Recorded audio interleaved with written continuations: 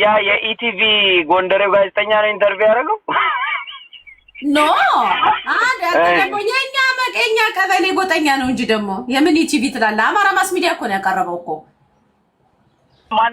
ማነው? አማራ ማስ ሚዲያ ነው ያቀረበው። ለካ አማራ ማስ ሚዲያ ነው ያቀረበው እና ያው ገብቷል። አሁን እሱ ይሄ ኢትዮጵያኖች ምናምን የሚለው ነገር በጣም ስላስፈራው ነው እንግዲህ እዛ ላይ ሂዶ ኢንተርቪው ያደረገው። ግን መስቀለኛ ጥያቄ ጠየቁት፣ በወልቃይት ጉዳይ መስቀለኛ ጥያቄ ጠየቁት።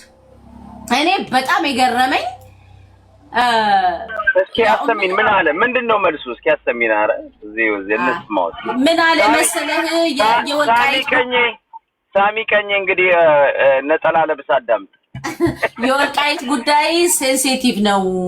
ሁለት ማህበረሰብ በጋራ ጥያቄ የሚጠይቅበት ነው። ይሄንን ጉዳይ ሪፈረንደም አድርገን የምንፈታው እንጂ የከሌ ነው የምንለው አይደለም።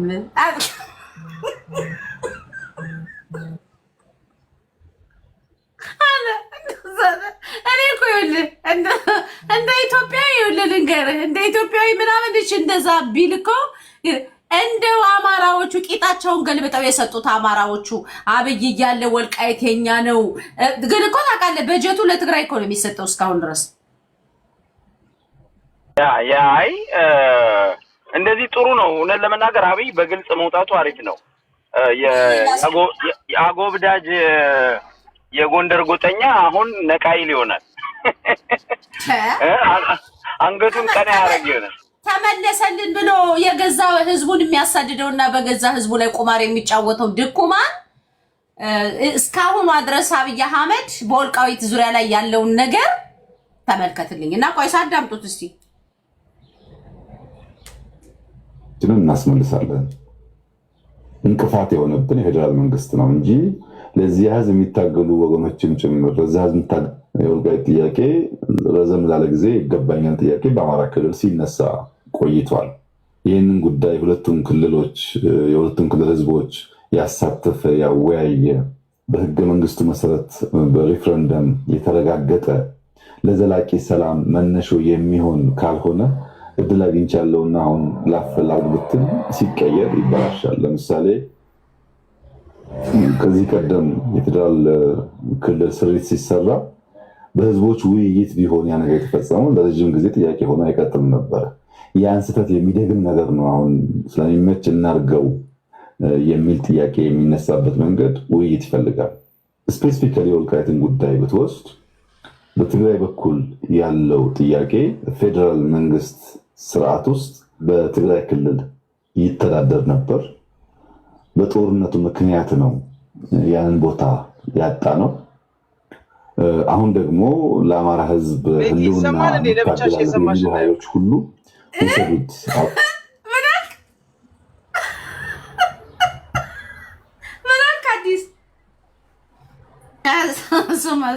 ምናልክ አልሰማሁህም። የባሱ ታንኪዩ እንዋጋለን ይገባቸዋል እያሉን ነው። እየከለከለን ያለው የፌደራል መንግስት ነው። የፌደራል መንግስት ከዚህ ጉዳይ ራሱን ቢያወጣ እኛ በማንኛውም መንገድ በኃይልም ይሁን በሰላም ቦታችንን እናስመልሳለን። እንቅፋት የሆነብን የፌደራል መንግስት ነው እንጂ ለዚህ ህዝብ የሚታገሉ ወገኖችም ጭምር ለዚህ ህዝብ እንታገላለን ባዮች ጭምር እንድንወስድ ፈቅደው የዚያ ትግል ተባባሪና አጋር ሆነዋል። እናንተ ናችሁ እንቅፋቱ ይላሉ። ወደ አማራ ክልል ደግሞ ስትመጣ ከጦርነት በኋላ ፌደራል መንግስት ውክልና የሚተዳደረው የወልቃይት ክልል በህግ አግባብ በተሟላ መንገድ ወደ አማራ ክልል መመለስ ሲገባው የፌደራል ክልል መንግስት አልመለሰም ብለው ያስባሉ። ሁለቱም ጋር ጥያቄ አለ ማለት ነው።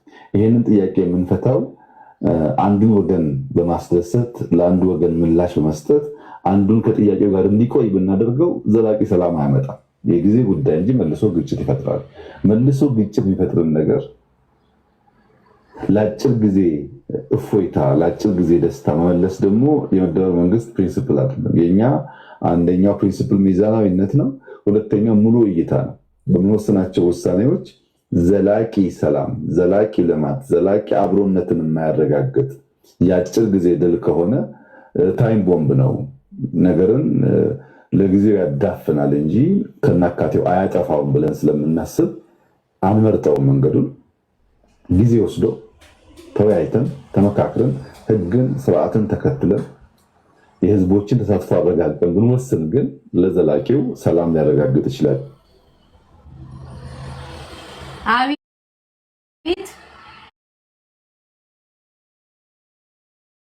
አቤት አቤት አቤት ይካን ግን አብይ ስራት ቀላ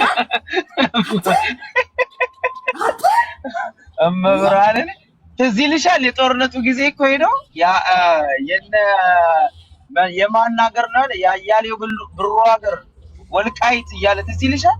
እንዴት እንደወሰዱት እኮ እናውቃለን ብሏቸዋል። ትዝ አይልሽ? የትግራይ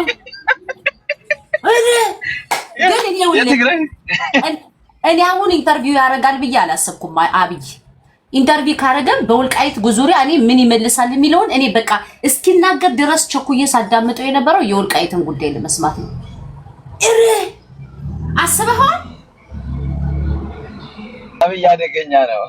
ሶስቴ ነው ቁማር የሚበላቸው። ገና ኮሎኔል ደመቀን እንደገና ለአራተኛ ጊዜ የወልቃይት አስመላሽ ኮሚቴ ያደርገዋል። እስር ቤት ከቶ በሱ ቁጥጥር ስር እኮ ነው ያለው። አዲስ ደመቀ ዘውድ እኮ አንድ እርምጃ አብይ ሳይፈቅድለት እኮ ከተንቀሳቀሰ ደረቱን እኮ ነው የሚያስብለው እኮ ወልቃይት ላይ እኮ የተከዜ ዘብ የሚባለው ኃይል በሙሉ በአብይ እኮ የተዘጋጀ ሰራዊት እኮ በአብይ በጀት። ኢቭን አማራዎች ብቻ አይደሉም ያሉት፣ በጣም ሌላ ሁሉ ኃይል ነው ያለው። ዛሬ ግን ደረቱን ነፍቶ በቃ ተናገረ። ደረቱን ነፍቶ ዛሬ ተናገረ። በቃ ወይዬ እኔ ቆንጆ ደህና ነሽልኝ ባላገሯ ደረቱን ነፍቶ አለ። ይሄ ለዛሬ ደስ እንዲልህ የምንሰራው ፖለቲካ አይደለም ማለት በህዝቦች መሀል ሬፈረንደም አድርገን ምናምን ብለን ምናምን የምንፈታው ነው አለ። ምን አድርገ ምንድን ነው መሰለው ዋናው ዓላማ ለአማራውም ሆነ ለትግራይ ህዝብ ልብ በማንጠልጠል ይኸውልሽ የአማራ መሬት አሁን እሱ አምኖበታል። በቃ ወልቃይት አማራ አይደለም የጎንደር አይደለም የሚለው አምኖበት እኮ ነው ተስማሙ የሚለው።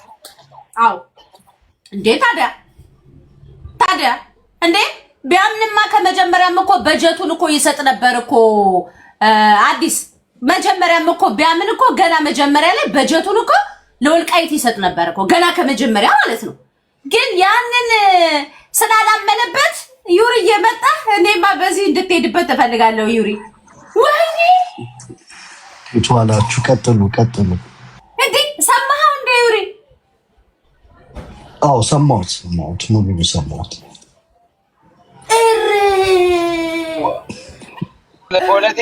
ፖለቲካን አብይ ይጫወታት መብራት ሰይጣን ነው የመጨረሻ ሰይጣን አይገልጸውም። ዛሬ ሳቢ ቀኘውና ያኛው ቡድን እንግዲህ ነጠላ ዘግዝቃችሁ ወደዚህ ብቅ በሉ እስኪ እናስለቅሳችሁ።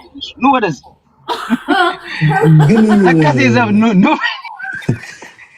ግን የዛሬው የፖለቲካ ንግግሩ ፖለቲካን ሰራ የሚያስብል ነው ወይስ ነጥብ ጥሎ ነው የወረደው? ነጥብ ጥሎ ነው። ኤግዛክትሊ ዩሪ ፖለቲካ ሰራ ነው። ምን መሰለህ አብይ አሁን ጽምዶን ለማፍረስ ነው አንደኛ የወጣው። ምን አለ መሰለህ ምን አለ ትግሬዎቹንም እኮ የእናንተም ነው የሚለውን አረጋገጠላቸው። ጎንደሬ የአማራው ደግሞ የጎንደሬው አክቲቪስት ደግሞ የኛ ነው የሚለውን ደግሞ ያንተም አይደለም የሱም አይደለም ተስማማለህ አለ። ሰውየው በመሃል መፈራቀቅ ነው የፈጠረው። ሽንቁር ነው የከተተባቸው። ገባ? አሁን ትግሬውም ኦኬ ተስፋ ሊያደርግ ይችላል።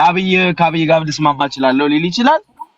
ኮሎኔል ደመቀም ደግሞ ያው ተስፋውን ሊያሟጥ ይችላልና ፖለቲካ ነው፣ ለኔ ትልቅ ፖለቲካ ነው። አዶን ነው የዩሪ እይታ መስማት ፈልጋለሁ። እኔም ያንተን እይታ መስማት ፈልጋለሁ ዩሪ ቀጥል። እኔ ምንድነው ዛሬ በጣም ትልቅ ቀን ነው ለኛ ለአማሮች።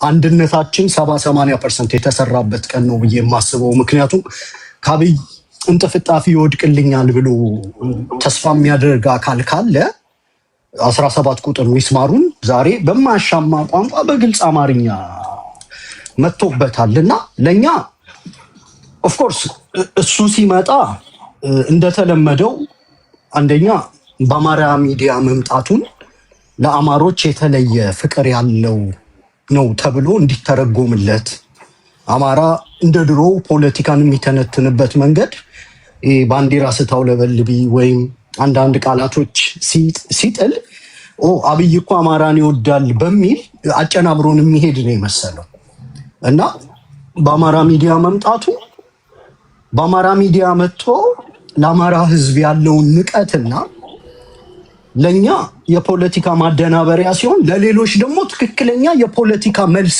ይዞ በነገራችን ላይ ዛሬ አብይ አህመድ ያደረገው ምንድነው? በአማሮች ሚዲያ ላይ ትግሬዎችን የለመነበት ብዬ ነው የምደመድመው። ለትግሬዎች የፖለቲካ ጥያቄ መልስ በኢቲቪ ሊያደርገው ይችል ነበር። እኛው ደጃፍ መጥቶ ትልቁ ጥያቄ የሆነውን የአማራ ጥያቄ በአንድ ቃል ደምድሞት ነው ሄደውና እኔ የሚታየኝ ምንድነው ለትግሬዎች ትክክለኛ የፖለቲካ ጥያቄ መልስ ይዞላቸው መጥቷል። ያው ይሄ የቆየ አቋሙ ነው።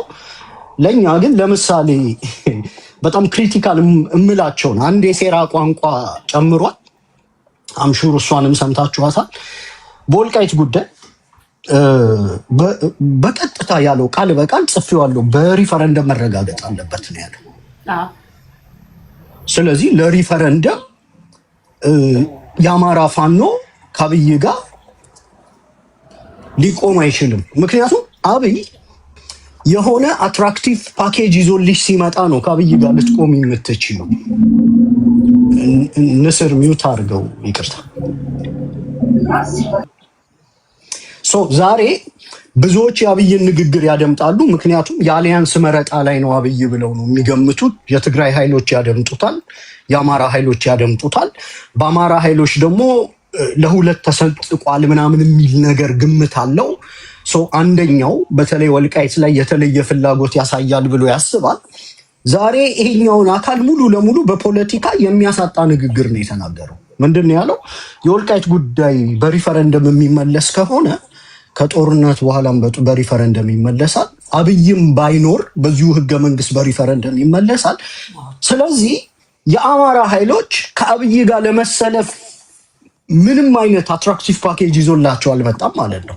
ራዘር ለትግሬዎቹ ምንድን ያላቸው በእኛ ሚዲያ ላይ መጥቶ ለአማሮች አልሰጥም፣ ይኸው በራሳቸው ሚዲያ እየነገርኳቸው ነው፣ ጉዳዩ በሪፈረንደም ነው የሚመለሰው፣ ተፈናቃዮች ይመለሳሉ። እንዲሁም አንድ ቦታ ላይ ትግራይም እኮ የእናንተ ወገን ናት እና ትግራይ ከፍቷት የሚመለስ ጥያቄ የለም ብሎ ነው የደመደመው።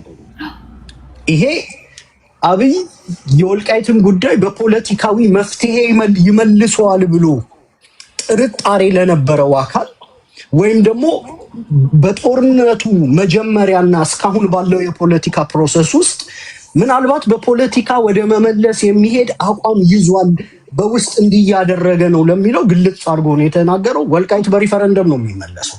በሪፈረንደም ለሚመለስ ነገር ትግሬና አማራ መዋጋት የለበትም። አብይም ጋር የተለየ የሚያስቆም ነገር የለም። ምክንያቱም መልሱ ሪፈረንደም ነው። የትግሬና የአማራ ሰዎች ወልቃይት ላይ ቦት አድርገው የሚመልሱት ከሆነ ከአብይ ጋር በመቆም የሚገኝ ነገር ስለሌለ ያን ቡድን ቶታል ያቶታል። ሌላው ምንድን ነው እኔ በጣም የገረመች ለህዝቡ የሚታገሉ ኃይሎች መሬቱን ውሰዱ እያሉን በመሀል የቆመው የፌዴራል መንግስት ነው እና እናንተ እኮ ከመሀል ብትወጡ ወልቃይትን እኛ መውሰድ እንችላለን ብለው ይሉናል የትግራይ ወገኖች አለና እዚህ ውስጥ ሊጥላት የፈለገው ምንድነው? ለህዝቡ የሚታገሉ እኮ ያለው ዩሪ ቲዲኤፍን ነው ኖ ፋኖችን ነው እንጂ ይኸውልህ ራሳቸው ለህዝቡ የሚታገሉ ኃይሎች መሬቱን ውሰዱ ብለውናል።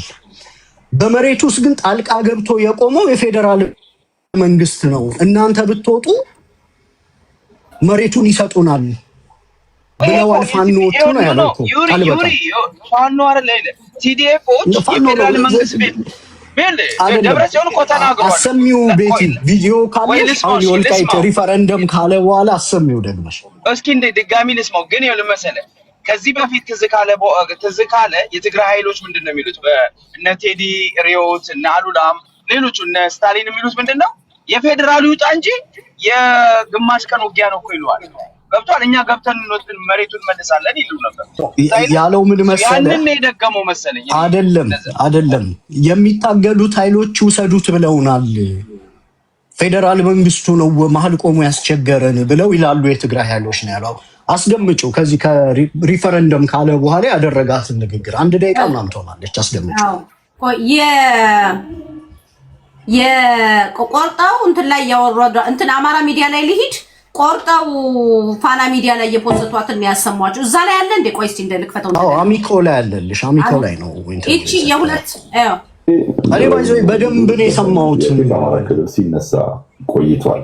ይህንን ጉዳይ የሁለቱም ክልል ህዝቦች ያሳተፈ ያወያየ በህገ መንግስቱ መሰረት በሪፍረንደም የተረጋገጠ ለዘላቂ ሰላም መነሾ የሚሆን ካልሆነ እድል አግኝቻለሁና አሁን ላፈላግ ብትል ሲቀየር ይበላሻል። ለምሳሌ ከዚህ ቀደም የፌዴራል ክልል ስሪት ሲሰራ በህዝቦች ውይይት ቢሆን ያ ነገር የተፈጸመው ለረጅም ጊዜ ጥያቄ ሆኖ አይቀጥልም ነበር። ያን ስህተት የሚደግም ነገር ነው። አሁን ስለሚመች እናርገው የሚል ጥያቄ የሚነሳበት መንገድ ውይይት ይፈልጋል።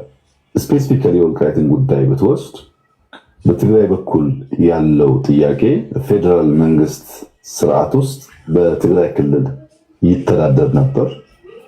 በጦርነቱ ምክንያት ነው ያንን ቦታ ያጣ ነው። አሁን ደግሞ ለአማራ ህዝብ ህልውና እንታገላለን የሚሉ ኃይሎች ሁሉ ውሰዱት፣ አብረናችሁ እንዋጋለን ያሉን ነው። እየከለከለን ያለው የፌዴራል መንግስት ከዚህ ጉዳይ ራሱን ቢያወጣ እኛ በማንኛውም መንገድ በኃይልም ይሁን በሰላም ቦታችንን እናስመልሳለን። እንቅፋት የሆነብን የፌዴራል መንግስት ነው እንጂ ለዚህ ህዝብ የሚታገሉ የትግራይ ኃይሎች ይላል። የትግራይ ኃይሎች ባዮች ሽንር ፌዴራሉ በመሃል ቢወጣ እኛ በአቅማችን እናስመልሰዋለን ይላሉ አይደል? ፋኖ ውሰዱ ብሎናል አለ እኮ። ቆይ ድገሚለት፣ መለስ አድርገሽ ድገሚለት። ኦ ማይ ጋድ እንደዛ እኮ ነው ያለው። እንደገና አጋር ሆነዋል። እናንተ ናችሁ እንቅፋቱ ይላሉ። እንዋጋለን ይገባችኋል እያሉ ነው። እየከለከለን ያለው የፌዴራል መንግስት ይቷል።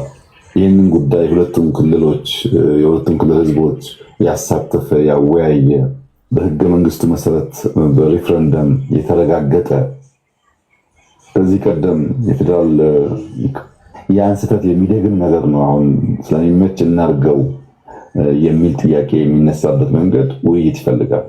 ስፔሲፊካሊ የወልቃይትን ጉዳይ ብትወስድ በትግራይ በኩል ያለው ጥያቄ ፌዴራል መንግስት ስርዓት ውስጥ በትግራይ ክልል ይተዳደር ነበር።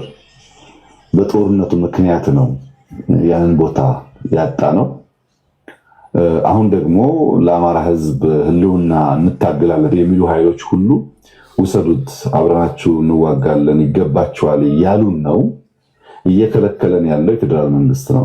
የፌዴራል መንግስት ሰማዋ ኦኬ ፋኖ ይገባችኋል ሁሉ ብለው አሉን ምናምን ይላልኩ ለአፋብን ይገባችኋል ውሰዱ ብለውናል ይላሉ። ኦ ማይ ጋድ ይገባችሁ እንዴ! አብይ ግን በስመ አብ ሴጣን ነው በማምናምን ይሉናል የትግራይ ኃይሎች። አየዋ አሁን እዚህ ውስጥ ምንድነው ይዞ የመጣው? አሁን ሰውየው በየቦታው ነጥብ አንጠባጠበና መጀመሪያ ላይ ስለ ታሪክ ሲያወራ ጎንደርን በጣም ለኦሮሞ ዩሪ ጥምዶን ለማፍረስ አይመስልህም? ነው ይኸውልህ፣ ጥምዶን ለማፍረስ ምን አለ? የአማራ ኃይሎች አለ ውሰዱት ብለውናል ይላሉ ትግሬዎቹ። ማለት ቲፒኤልኤፎቹ ውሰዱት ብለውናል ብለው ለኛ ይነግሩናል። አማሮቹ ፈቅደዋል ለህዝቡ የሚታገሉት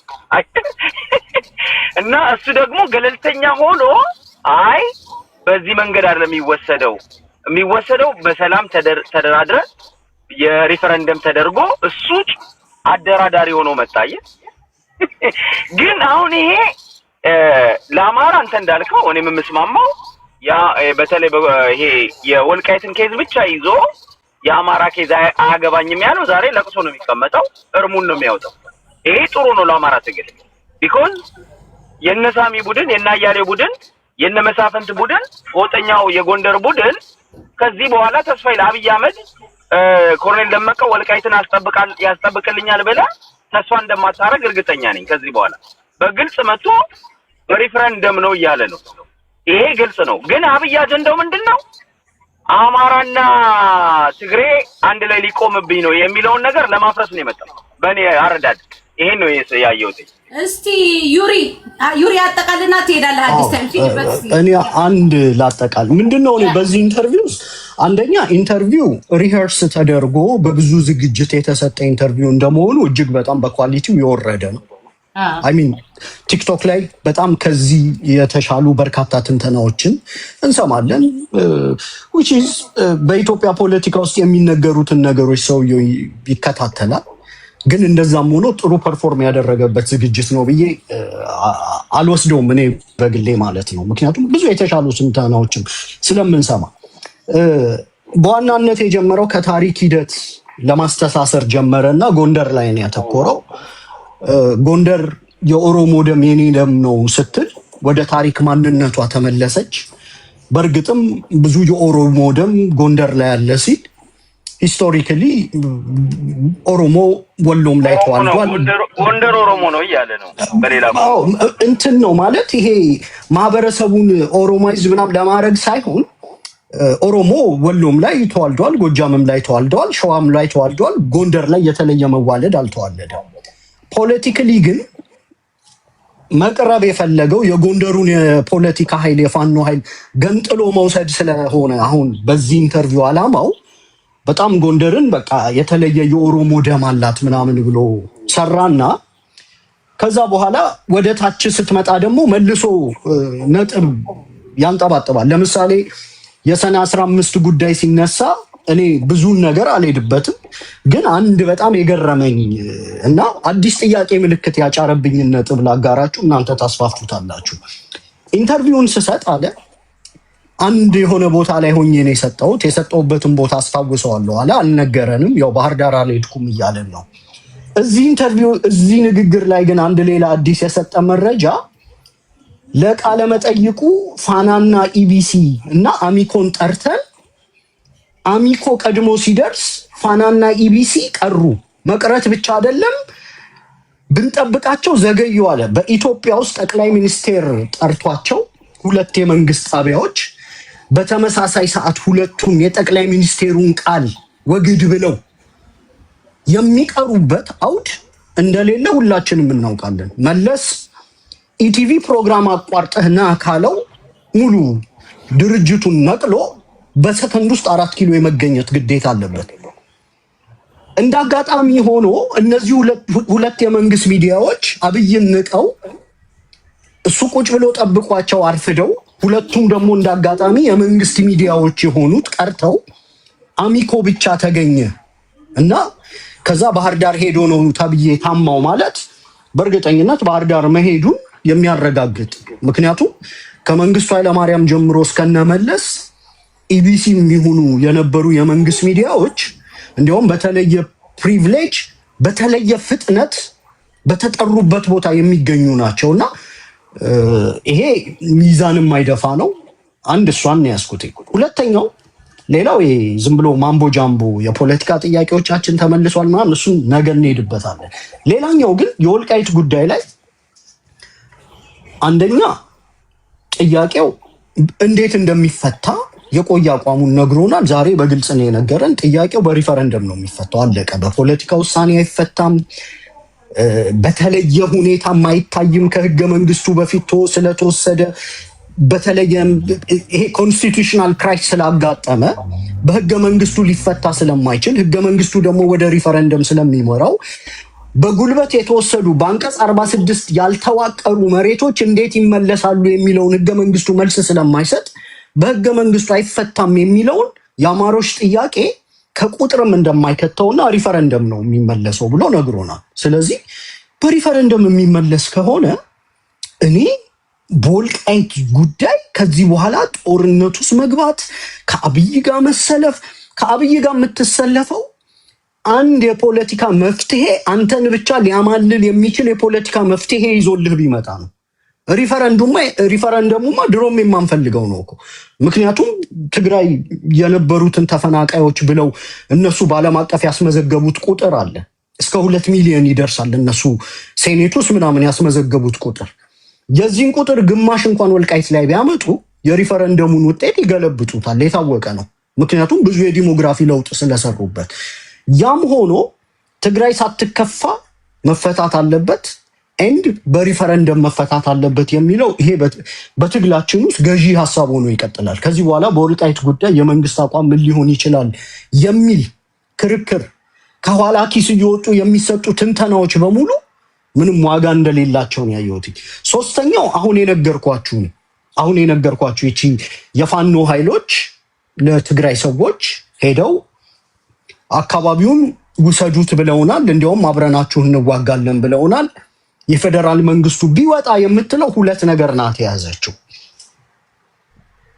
በሪፈረንደም ብፈታም ከኔ ፍላጎት ደግሞ 1 ኢንች የምታፈገፍግ ከሆነ ለጊዜውም ቢሆን በህጋዊ ማዕቀፍ ባይገባም ዛሬ ላይ ወልቃይት ላይ ሰው ገብቶ መውጣት ይችላል ይላል። በህጋዊ መንገድ ባይገባም ይልና እሷንም ልታጡ ትችላላችሁ ብሎ እያስፈራራ ነው ያለው። የፌደራል መንግስቱ በማንኛውም ጊዜ ጫና ከበዛበት ነቅሎ እንደሚወጣ፣ ሁለተኛ ደግሞ ፋኖን ለሁለት መሰንጠቅ፣ ይሄ እዚህ ያለውን ጫጫታ ፋኖች ይኸው ለትግሬዎች እንሰጣለን ብለዋል ብሎ የፋኖን ኃይል ለሁለት መሰንጠቅ ነው። እሱ ብዙም የሚሆን አይመስለኝም። አይ ቲንክ ነገ ከነገ ወዲያ የአፋብን የህዝብ ግንኙነቶች በሰላ አንደበታቸው ይቺን ፖለቲካ ወጥተው ያራግፏታል እርግጠኛ ነኝ። ግን የሞከረው ሴራም ማስፈራሪያ ነው። ሴራው ፋኖን ለመሰንጠቅ ነው። ማስፈራሪያው ደግሞ በምንም መልኩ ከኔ ብታፈነግጡ የፌዴራል ኃይሉ ይወጣል፣ ትግሬዎች ይመጡባቸዋል ነው። ትግሬዎች መጡም አልመጡም ጉዳዩ በሪፈረንደም ነው የሚፈታው። ስለዚህ ዛሬ አብራችሁ ይንቁሙና ነገ በህዝብ አስወስኜ መሬቱን በህግ ለትግራይ ያስረክባለሁ። እስካስረክብ ድረስ ግን ከኔ ጋር ሆናችሁ ከፋኖም ጋር ሳትተባበሩ ምናምን አይነት የሚል የፖለቲካ ሁኔታ ነው የሰራው። አይ ቲንክ እኔ ኦሊኖል ምን መሰለሽ ቤቲ፣ የዛሬው ኢንተርቪው ለኛ የነበረን ብዥታ የሚያጠራ ቢኮዝ አማራ ወልቃይት ላይ ለሪፈረንደም አልታገለም። ለሪፈረንደም ጦርነትም አያስፈልግም፣ ህገ መንግስቱ ሪፈረንደም ስለሚል ማለት ነው። ሁለት ክልሎች በአንድ ግዛት ላይ ካልተስማሙ በአንቀጽ 46 47 ከዛ በአንቀጽ 63 ወደ ፌዴሬሽን ምክር ቤት ይሄዳሉ። ፌዴሬሽን ምክር ቤት ኮሚቴ ያዋቅራል፣ ጥናት ያስጠናል፣ ጥናቱን ይዞ ያቀርባል ለፌዴሬሽን ምክር ቤት ሰዎች። የፌዴሬሽን ምክር ቤት ሰዎች ሪፈረንደም ያስፈጽማሉ። ህገ መንግስቱ ላይ በግልጽ የተጻፈ ነው። ይሄን ለማድረግ ኢቭን የድሮው ቲፒኤልኤፍም ቢኖር ፕሮሰሱ ተመሳሳይ ነው፣ ሪፈረንደም ነው። አብይ በመምጣቱ ወደ ስልጣን የአማራ ኃይሎች አንድም ያገኙት ሰባራ ነገር የለም። ስለዚህ እኔ እንዴት ነው ማየው፣ በወልቃይት ጉዳይ ላይ መጀመሪያ አማሮችን ከፋፍሎ የጎንደር ህዝባችንን የተለየ በደም የሚጠጋ አስመስሎ ምናምን ጎንደር ላይ አተኩሎ እያሽከረከረ አምጥቶ መጨረሻ ላይ ጥያቄው በሪፈረንደም ይፈታል ሲል አስቦትም ይሁን ሳያስበው ለኛ ትልቅ ጥያቄ መልስ ነው የሰጠን። ስለዚህ ከዚህ በኋላ ከአብይ ጋር ለመቆም የምታስብ ሰው በሙሉ ጥያቄ በሪፈረንደም ይፈታ እያልክ ነው። በሪፈረንደም ደግሞ ያው ካለው የዲሞግራፊ ለውጥ አንጻር ወልቃይት ወደ ጎንደር እንደማይመለስ እኔም እናንተም እናውቀዋለን። እዛ ሀገር ላይ የሰላም ኢንቫይሮንመንት ሲፈጠር ተፈናቃዮች ይመለሱ ይላሉ። እነሱ ያስመዘገቡት ቁጥር አለ። ዓለም አቀፍ ሚዲያዎች፣ አድቮኬሲዎች ምናምን በሙሉ በእነሱ ጎን ነው የቆሙት። ኢንፋክት ዛሬ አማራውን በቃላት አጭበርብሮ ይሄ በሚዲያ በመምጣቱና በኋላ የጠቀሳቸው ይሄ የመደመር መንገድ ቅኔን ይከተላል፣ ደቦን ይከተላል፣ የግጭት አፈታቱ ደግሞ ከሽምግልና ባህላችን የተቀዳ ነው ምናምን ብሎ የአማራ እሴት የሚመስሉትን ነገር ጠቅሶ በኋላ ላይ ደግሞ የቀረቀረው አለ። ኢንስቲቱሽናል ግንባታው የገዳ ነው አለ። ዋናው ነገር ማለት አንተ በቅኔ ብታናግረኝ እንደገና አብሮ ለመስራት ደግሞ በደቦ ብትሰራ ዋናው ኢንስቲቱሽኑን በገዳ ከገነባኸው እየገነባህ ያለው ምን አይነት ስርዓት እንደሆነ በኢንስቲቱሽንህ ነው የማየው። እዛም ውስጥ ያው ፖለቲካ በደንብ በመነጽር ለማያዩ ሰዎች መደመር ቅኔ ነው፣ የአማራ ሴት አለበት ምናምን፣ በአማራ ሚዲያ ነው የቀረበው ምናምን ብዙ ለማጨናበር ነው የተሞከረው። ግን በመጨረሻው ሲደመደም ምንድነው? እንደውም ከዛ በፊት አንድም ጉዳይ የአማራ ጥያቄዎች ላይ የሰጣቸው ሁለት ምላሶች ደግሞ እንደዚሁ ኢንትረስት ያደረጉኝ ነበሩ። የአማራ ጥያቄዎች አለና አንደኛው የረጅም ጊዜና የአጭር ጊዜ ብለን ልንከፍላቸው እንችላለን አለ። በአጭር ጊዜ ውስጥ የአማራ ሰዎችን ተሳትፎ ምናምን አረጋግጠናል ምናምን አለና የረጅም ጊዜ የሚለውን የህገ መንግስት የምናምን የሚለውን በአንድ ክልል ፍላጎት ብቻ የሚለወጥ ነገር የለም ብሎ ነው የደመደመው አይደል? ከዚህ በፊት ለአንድ ክልል ብለን ህገ መንግስት አንለውጥም ምናምን የሚለውን ዛሬ በተወሰነ መልኩ አሻሽሎ የረጅም ጊዜ ብለን የያዝናቸው በአንድ ክልል ፍላጎት የሚፈቱ ስላልሆኑ እነዚህን ጥያቄዎች ስንፈታ ሌላ ክልል ጥያቄ ስለሚፈጠር በምክክር ኮሚሽኑ ይመለሳሉ ብሎ ያን ነገር ጠቅሷል። እኔ አይ ቲንክ በምክክር ኮሚሽኑ የሚመለስ የአማራ ጥያቄ እንደሌለ ሁላችንም እናውቀዋለን። ስንደመድመው ግን ምንድነው? አንደኛ ለምን አማራ ሚዲያ ሄደ? ይሄ ፒቲ ትሬደሮችን ይሄ ርካሽ የፖለቲካ ተንታኞችን ይኸው በአሚኮ ነው መጥቶ መግለጫ የሰጠው። ለአማራ ህዝብ የተለየ ክብርና ቀረቤታ አለው። ቢኮዝ ፕሬዘንስ ስነ ልቦናም ጭምር ስለሆነ ለምሳሌ ዛሬ ይህንን ኢንተርቪው በትግራይ ቴሌቪዥን ቢያደርገው ኖሮ ፖለቲካል ስቴትመንቱ ለትግራይ ህዝብ የተሻለ አፊሌሽን አለው ብለው የሚተረጉሙም ሰዎች ስላሉ ይሄንን በአማራ ሚዲያ ቀርቧል ምናምን ነው። ግን የሎቢንግ ስራ ነው። የፋኖ ትግል ከብዶኛል ሶ የአማራውን ህዝብ የፖለቲካ ጫና በመፍጠር ህዝቡ ፋኖን እንዲቃወም በማድረግ ይኸው አብይ እኮ በሚዲያ መጥቶ ተቸግሮ ለአማሮች ጥያቄውን እያብራራ ስለሆነ ፋኖች አበዙት ምናምን የሚል ፋኖ ላይ ህዝቡን የማሳመጽ አይነት ነገር ነው ለመስራት። ለምን አሁን ይህንን የሰጠበት ምክንያት በቅርቡ በኤርትራም ይሁን በትግራይ ኃይሎች በኩል ሊመጡ የሚችሉ የፖለቲካና ሜይ ቢ የጦርነት ጫናዎች ሊኖሩ ስለሚችሉ እንደተለመደው ይሄ አገር ወዳዱን አማራ በሀገር መፍረስ ምናምን ጭምር በማስፈራራት ሜይ ቢ የህዝቡን ስነ ልቦና ከፋኖ ለማሸሽ የተደረገ ነገር ነው። እሱን ተገዝብ ያለው መጨረሻዋ ግን በዚህኛው ንግግሩ ማንን ለማምታታት ፈለገ? አማራ በማይረቡ በታጨቁ አርቲቡርቲ በሆኑ የፖለቲካ ቋንቋዎች በዚህ ንግግር ውስጥ አማራ የሚመስሉ ነገሮች ምን አሉ? በታሪክ ውስጥ የጎላ ሚና አለው። በመንግስት ለውጥ ውስጥ ከንጉሱ ሰስታቱ ጀምሮ አሁን ድረስ ተሳትፎ አድርጓል። ኦፍኮርስ አድርገናል። ከዛ አማራና ኦሮሞ እንደዚሁ ኢንተርሚንግል ያደረጉ የተዋለዱ የተዋህዱ ህዝቦች ናቸው። በተለይ ደግሞ ምናምን ብሎ ጎንደር ላይ ኮይን ለኋለኛው ትግል ሲያዘጋጅ የመደመር መንገድ ውስጥ ምናምን የእናንተም እሴት አለ ቅኔ ደቦ ምናምን የሚመስሉ በፖለቲካ ሊተረጎሙ የማይችሉ ለአማራ ወጣት ዛሬ ኪሱ ውስጥ ገብተው ገንዘብና ዳቦ ሊሆኑ የማይችሉ ማደናበሪያዎች ልክ እንደ ድሮ ማለት ነው። ኤኒ የፖለቲካ ኃይል እኛን ማደናበር ሲፈልግ አረንጓዴ ቢጫ ቀይ ይዞ ይመጣል። እሴቶቻችንን ይዞ ይመጣል። እንደዚሁ ቅኔ ነገስታት ምናምን ይላል።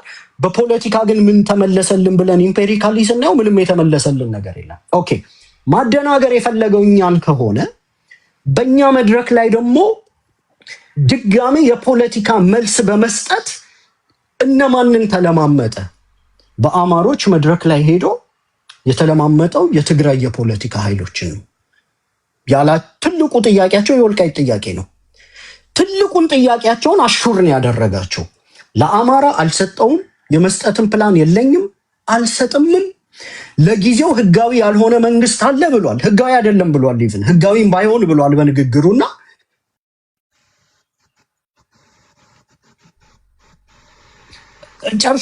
ጨርሻለሁ። እሺ ጎሄድ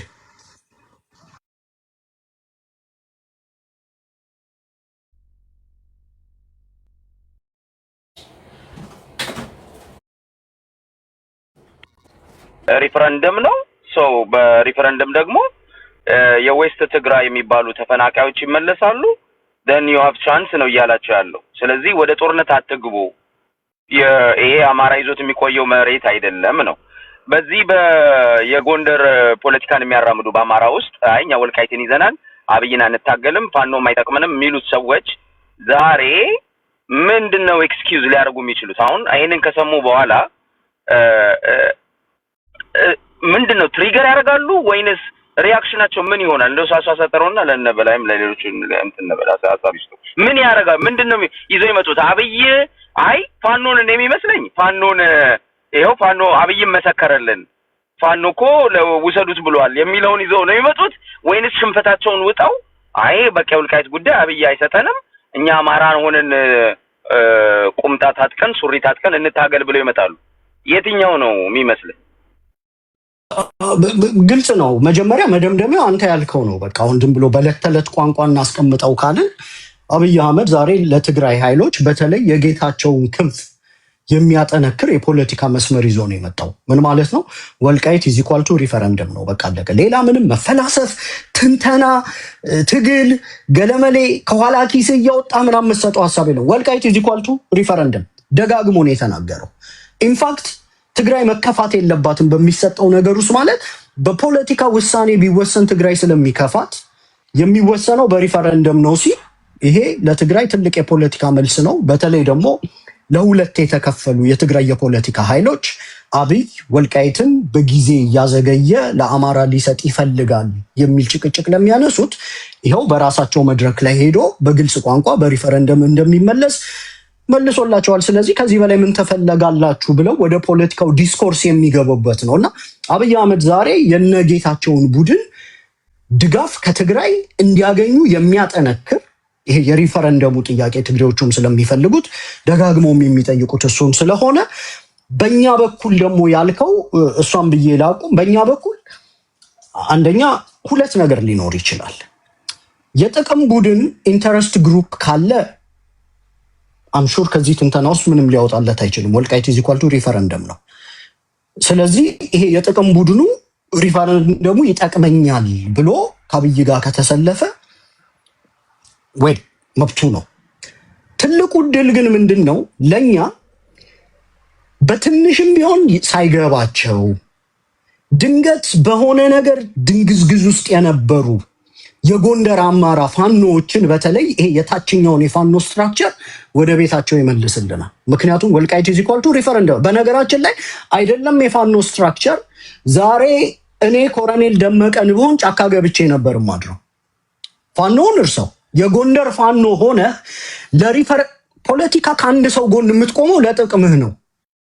በፖለቲካ ሰው ስላሳዘነ ፊቱ ማዲያት ስላወጣ በንግግሩ አማራ ታሪክ አለው ስላለ የኦሮሞና የአማራ መዋለድ አማራው ለዘመናት ሲለፈልፍ የነበረውን ነገር መጥቶ ስለነገረ በፖለቲካ ከሱ ጋር አትሰለፍም።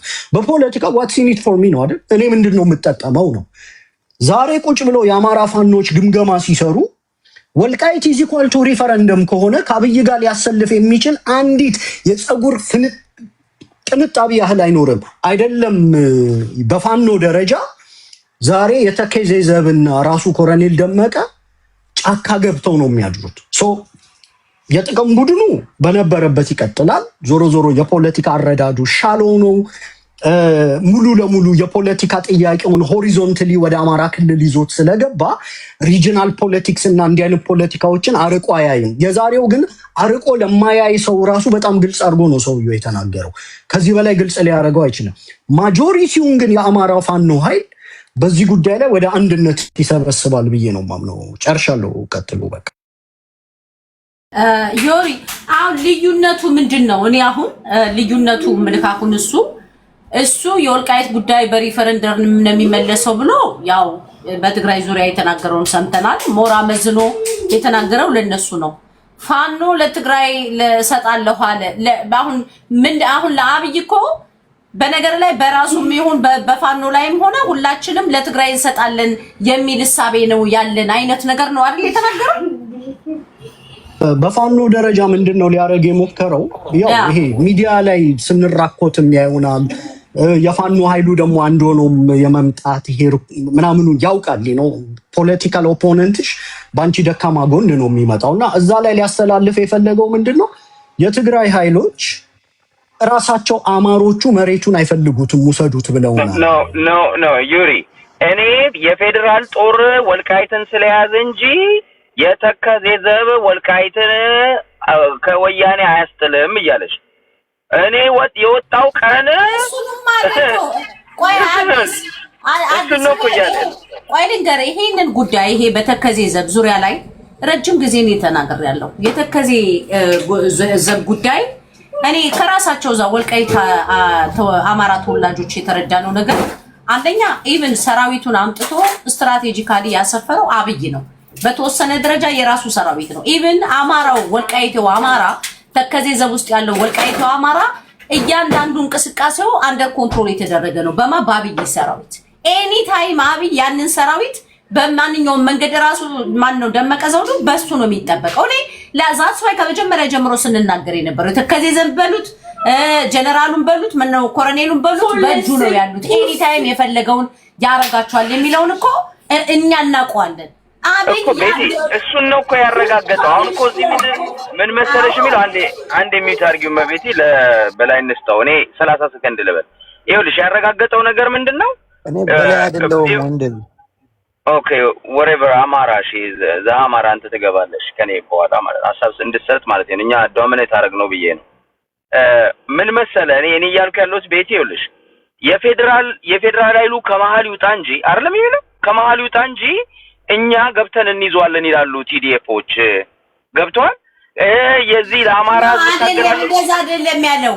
እኛ የፌደራል መንግስቱ ነው እንጂ ያስቸገረን ኤግዛክትሊ ያስቸገረን የፌደራል መንግስቱ እንትን ካለ ራሱ ፋኖ ይሰጠናል፣ ፋኖ እንሰጣችኋለን ብሎናል ነው ያለው። እሱ አብያው ፋኖ ወልቃይትን አስረክቧል።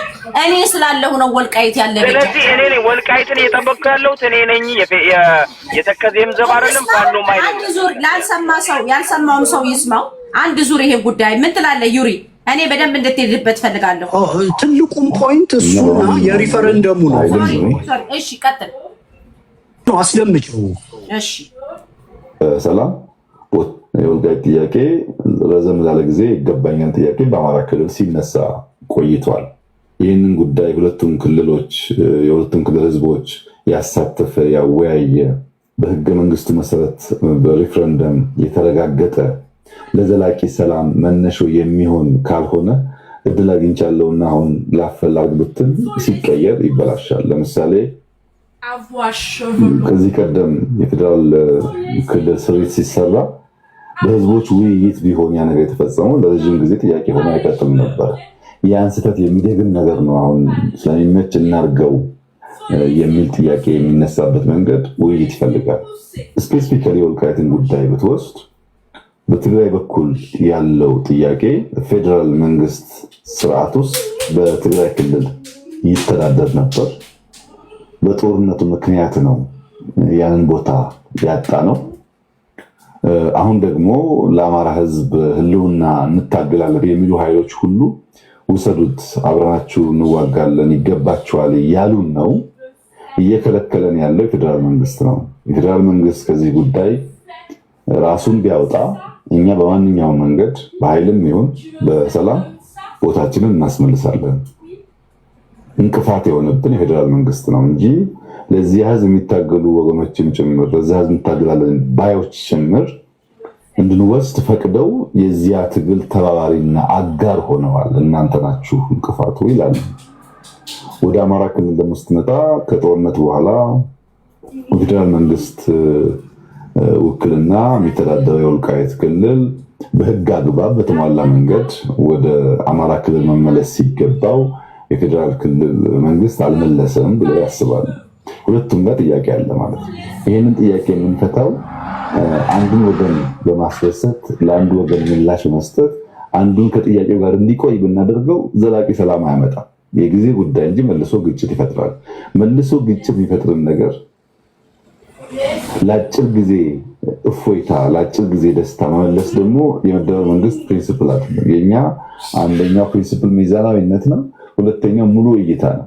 በመወሰናቸው ውሳኔዎች ዘላቂ ሰላም፣ ዘላቂ ልማት፣ ዘላቂ አብሮነትን የማያረጋግጥ የአጭር ጊዜ ድል ከሆነ ታይም ቦምብ ነው። ነገርን ለጊዜው ያዳፍናል እንጂ ከናካቴው አያጠፋውም ብለን ስለምናስብ አንመርጠውም። መንገዱን ጊዜ ወስዶ ተወያይተን ተመካክረን ህግን ስርዓትን ተከትለን የህዝቦችን ተሳትፎ አረጋግጠን ብንወስን ግን ለዘላቂው ሰላም ሊያረጋግጥ ይችላል።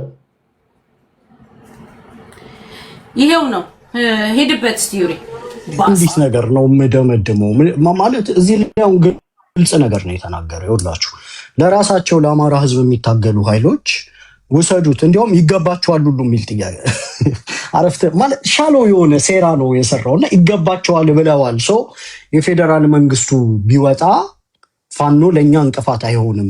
በአማራ ክልል ግጭት አለ ወልቃይት አንዱ ጥያቄ ነው ብዬ ስላቸው ነው በፈረንሳይኛ አይ ኖ ለህዝቡ የሚታገሉ ኃይሎች እኮ ወሰዱት ይገባቸዋል ብለውናል እናንተ ብትወጡልን ብለውናል ነው። ሶ ይሄ ነገር ምን አይነት ነገር ይዞ ይመጣል? አንደኛው ቅድም እንዳልኩት ሴራ መሆኑ ነው። ነገ ምናልባት አንዳንድ የፖለቲካ አመለካከት የጎደላቸው ሰዎች ይሄው አብይ እኮ ትግሬዎች እንዲህ ብለውኛል ብለዋል ስለዚህ ፋኖ ውሰዱ ብሏል ብሎ አለ አብይ ብለው ፋኖን ለመክሰስ ማጣቀሻ የፋኖ ተቃራኒ የሆነውን አብይ አህመድን የሚጠቅሱ የከሸፉ ፖለቲከኞች ቲክቶክ ላይ ሂሬንዜር ሊደመጡ ይችላሉ። ያው ያ የመከነ ፖለቲካ ነው። ዞሮ ዞሮ በአሁን ሰዓት በኢትዮጵያ ፖለቲካ ውስጥ ማጣቀሻህን ኦፖነንት አድርገህ የራስህን አካል ለመክሰስ የምትመጣ ከሆነ ገና የፖለቲካ ድንግል ነህ ማለት ነው። ገና ከመወለዱ የከሸፈ ሴራ ነው ብዬ ነው የማምነው። ድርጅቱም አምሹር በሆነ ኢንተርቪው ላይ መግለጫ እንኳን ለዚህ ለወረደ ሴራ አይሰጡበትም። በሆነ ኢንተርቪው ላይ ግን አድሬስ ያደርጉታል። ቢኮዝ ተያያዥ አድሬስ መደረግ ያለባቸው ጉዳዮች ስላሉ ከዛ ጋር ተያይዞ ግን አሁንም በዚህ ውስጥ ሊያሳይ የሞከረው ከኔ ጋር ባትሰለፉ ወልቃይትን ታጣላችሁ ነው። ኦኬ እንገልብጠውና ከሱ ጋር ቢሰለፉስ? ከሱ ጋር ቢሰለፉ ደግሞ ምን ይዞልን መጣ? ሪፈረንደም ይካሄዳል ነው። ከአብይም ጋር ተሰለፍ ካልተሰለፍክ በወልቃይት ጉዳይ ራሱ የአማራ ፋኖና የሚታገለው ህዝብ ለብቻው ቆሞ በጉልበቱ በደሙ ያንን መሬት መጠበቅ እስካልቻለ ድረስ ከአብይም ጋር ብትሰለፍ ወደ ሪፈረንደም ነው የምትሄደው። ከአብይ ጋር ባትሰለፍና አብይን የሚቃረነውን ኃይል ብታጠናክረው ግን በጉልበት እና የፋኖን ኃይል በማጠንከር አካባቢውን በዘላቂነት የራስን ልታረግ ትችላለህ። ስለዚህ እኔ ሳያስበው ነጥብ ጥሏል ነው። ቢያንስ እኔ አሁን እሱን ብሆን አሚኮ ላይ ስቀር የወልቃይት ጉዳይ እንዴት ይፈታል ሲል ሪፈረንደም እንደው ሴራ እንኳን ባስብ ሪፈረንደም እያል መለስም። ከዚህ በኋላ በወልቃይት ጉዳይ ጥያቄና ኢንተረስት ያላቸው ሰዎች በሙሉ አብይ ወልቃይትን በሪፈረንደም ስለሚፈታ ሌላ ምንም የተለየ ነገር ስለማይሰጣቸው ከሱ ጋር ሊቆሙ አይችሉም። ስለዚህ እብድ ካልሆኑ በስተቀር ቅድም አዲስ ታይምስ እንዳለው ምናልባት ነገ ከዚህ ውስጥ አብይ ለኛ የሚጠቅም ነገር እንዲህ አይነት ትርፍ ተገኘ ብለው የሚተነትኑ ሰዎች ካሉ የምናደምጠው ነው። ኢን ሲምፕል ተርምስ ምንድነው ለሌላው አማራ ታችላለው አማራ ወልቃይት ኢዝ ኢኳል ቱ ሪፈረንደም ነው ከዚህ በኋላ። ስለዚህ የሪፈረንደም ፕሮሰሱ ላይ ልትከራከር ትችላለህ። ሪፈረንደም ማድረግ ያለበት ህዝብ ማን ነው? ለምሳሌ በጣም በፖለቲካ ጥያቄ የሚለው ኃይል ከተሸነፈና በጣም ከአብይ ጋር ለመቆም ከፈለክ እሺ በቃ ሪፈረንደሙን እቀበላለሁ። ነገር ግን ሪፈረንደሙ ላይ መሳተፍ ያለባቸው ከ1983 በፊት የነበሩት ይሄ ተፈናቃዮች ምናምን አስፍሏል አይደል ወያኔ ወልቃይት ላይ እነሱ ብቻ ናቸው ብለህ መከራከር ትችላለህ። እሱንም እንኳን ወደ ደርግ ራሱ የህዝብ ቆጠራ ብትሄድ አይ ቲንክ ለኛ የሚበጅ የዲሞግራፊ የለም እዛ አካባቢ። አንዳንድ ጥናቶችንም በቀደም ሳገላብጥ የማገኛቸው ቁጥሮች በሙሉ ለኛ የሚበጅ አይደለም። ለኛ ታሪካዊ አጽመ ርስትነቱና የበጌ ምድር ጠቅላይ ግዛት አካል መሆኑና በጉልበት መወሰዱና በህገ መንግስት ሊፈታ የማይችል ስለሆነ በፖለቲካ ፕሮሰስ ይፈታ የሚለው ብቻ ነው ትርፍ ይዞልን የሚመጣው። በሪፈረንደም ጉዳይ ግን አይ ለሪፈረንደም ብዬ ከአብይ ጋር ሰለፋለሁ የሚል አካል ካለ ያው መንገዱን ጨርቅ ያርግለት። እኔ ግን ብዙ ትርፍ እናገኝበታለን ብዬ አላስብም። ቤት ጨርሻለሁ። በቃ ቀጥሉ እናንተ። በጣም ከባድ ነው ዩሪ፣ እንዳልከው ነው። አማራ አትርፎበታል በዛሬው ቀን። እኔ በጣም ልቤ የተሰበረው አብይ ወልቃይትን ይሰጠናል በሚል እርስ በርሱ የተጋደለውና እርስ በርሱ እስካሁን ድረስ አንድ ወንበር ተቀምጦ ይሄን ትግል በጋራ ማስኬድ ያልቻለው የጎንደር ፋኖ ከዚህ በኋላስ ምን ይሆን ሐሳባቸው? ምን ይሆን ውሳኔያቸው? እኔ በበኩሌ እንደውም ይህች ታሪካዊ ቀን ስፔሻሊ ለጎንደር ፋኖ ትልቅ መልስ ያገኘበት ነው ብዬ ነው የማስበው። ከህወሓት ጋር ተለጥፎ ፋኖ ቅብርጥሶ እያለ ብዙ ነገር ሲለን የነበረውና መሪዎቻችንን ፋኖቻችን ትግላችን ወደኋላ እንዲጎተት ያደረገው ኃይል አብይ አህመድ ራሱን ሊመልስለት እንደማይችልና ለፖለቲካ ቁማር ከበፊትም ተናግረናል። አብይ ወልቃይትን ጉዳይ የያዘው ለስልጣኑ ሲል ለፖለቲካ ቁማር እንጂ ለአማራው ለመመለስ አይደለም። ያም እንዳልሆነ የሚታወቀው ኢቭን በሪፈረንደም ራሱ የሚመለስ ቢሆን የዚህ የወልቃይት ጉዳይ የወልቃይትን ምንድነው በጀት እስካሁን ድረስ ለትግራይ መንግስት ባልሰጠ ነበር። ኦሬዲ የትግራይ ነው ብሎ ስለሚያምን ነው እስካሁን ድረስ የበጀቱን ለትግራይ መንግስት እየሰጠ ያለው። እውነቱ ነገር ይሄ ነውና እስቲ አዲስ ታይምስ የምትለው አለ? አዎ እኔ የምለው ምን መሰለሽ፣ አንድ ነገር ልናገር። እኔን አጀንዳ ስታነሺም አስተያየት ለመስጠት የመጣሁት ምን መሰለሽ ቤቲ፣ በአማራ ትግል ውስጥ በጣም ያው እንግዲህ ያው ሁላችንም ተናቁረናል። ግን አረኑ የማን ያንቺ ነው የሚያስተጋባል? የኔ ነው ያንቺ ነው? ኦኬ አዎ፣ በአማራ ትግል ውስጥ ሁላችንም እዚህም እዛም ተናቁረናል። ግን እኔም ሆነ ሁላችንም ከነ ሐሳብ ልዩነታችን ከነ ጭቅጭቆቻችን ለምሳሌ በወልቃይት ጉዳይ፣ በራያ ጉዳይ፣ በመተከል ጉዳይ፣ በሌሎችም ጉዳይ እና አማራ በመበደሉ ነው አማራ ላይ በደረሰው ግፍ እና በሚጠይቃቸው የፖለቲካ ጥያቄዎች ላይ እኔ ብዙዎቻችን ኮምፕሮማይዝ አናደርግም እና የአማራን ጥቅም ኮምፕሮማይዝ አድርጎ እኔ ለሰፈሬ ብቻ ነው ቆማለሁ ያለ ይሄ ጎንደር ህዝብ አይደለም። ባይዘው አሁን ቆርጠው ጎንደሬ ምናምን ይሉ አሉ። ይሄ የማህይም ቡድኑ ማለት ነው፣ የአያሌው መንበሩ ማለት ነው። የአያሌው መንበሩ የነሳሚ ቡድን እኔ ለነሱ ነው መልእክት ማስተላልፈው። ዛሬስ ምንድነው የምትሉት? አብይ ደጋግሞ 3-4 ጊዜ ነው ቁማር የተጫወተው። አንደኛ አንቺ እንዳልሽው በጀት ሰጥቷቸው አያውቅም፣ ሪኮግኒሽን ሰጥቶ አያውቅም። ለጦርነት ሲፈልጋቸው ሊማግዳቸው ሲፈልጋቸው ያያሌው ብሩ ሀገር ወልቃይትና ቋለን እኮ ጀግና እኮ ነው፣ ትግሬን መመለስ እኮ አያቅተውም። የጦርነቱ ጊዜ ትዝ አይልሽም?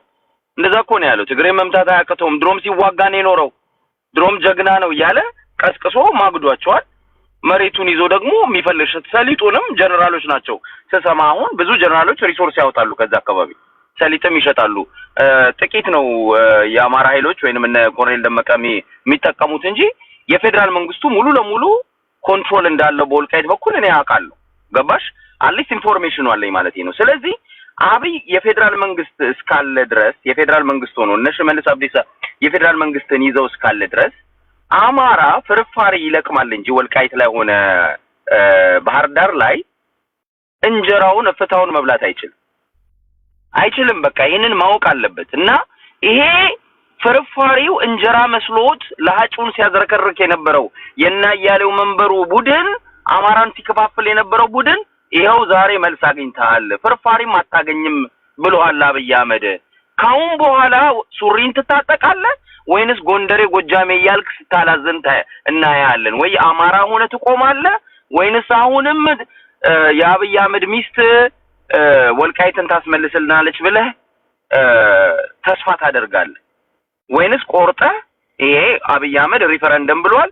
ሪፈረንደም ማለት ደግሞ ዩሪ እንደተነተነው ለምሳሌ ሪፈረንደም ቢደረግ ታውቂያለሽ፣ አሁን ባለው ክልሉን 3 አመት ወልቃይት ማነው ኮሎኔል ደመቀን ያስተዳደረው ዲሞግራፊ ቀይሯል፣ ዲሞግራፊ ብዙ ሰው አስገብቷል ተብሎ ይታሰባል። እሱ አይቆጠርም፣ ወደ ኋላ ነው የሚካሄደው። ገብቶሻል? ሪፈረንደም ሲደረግ ወደ ኋላ ተኪዶ በወያኔ ጊዜ በነበረውና በደርግ ጊዜ በነበረው ነው የሚቆጠረው። አይዲም ሲታይ በዛ ነው፣ ነዋሪዎችን በዛ ነው የሚመዘገቡት።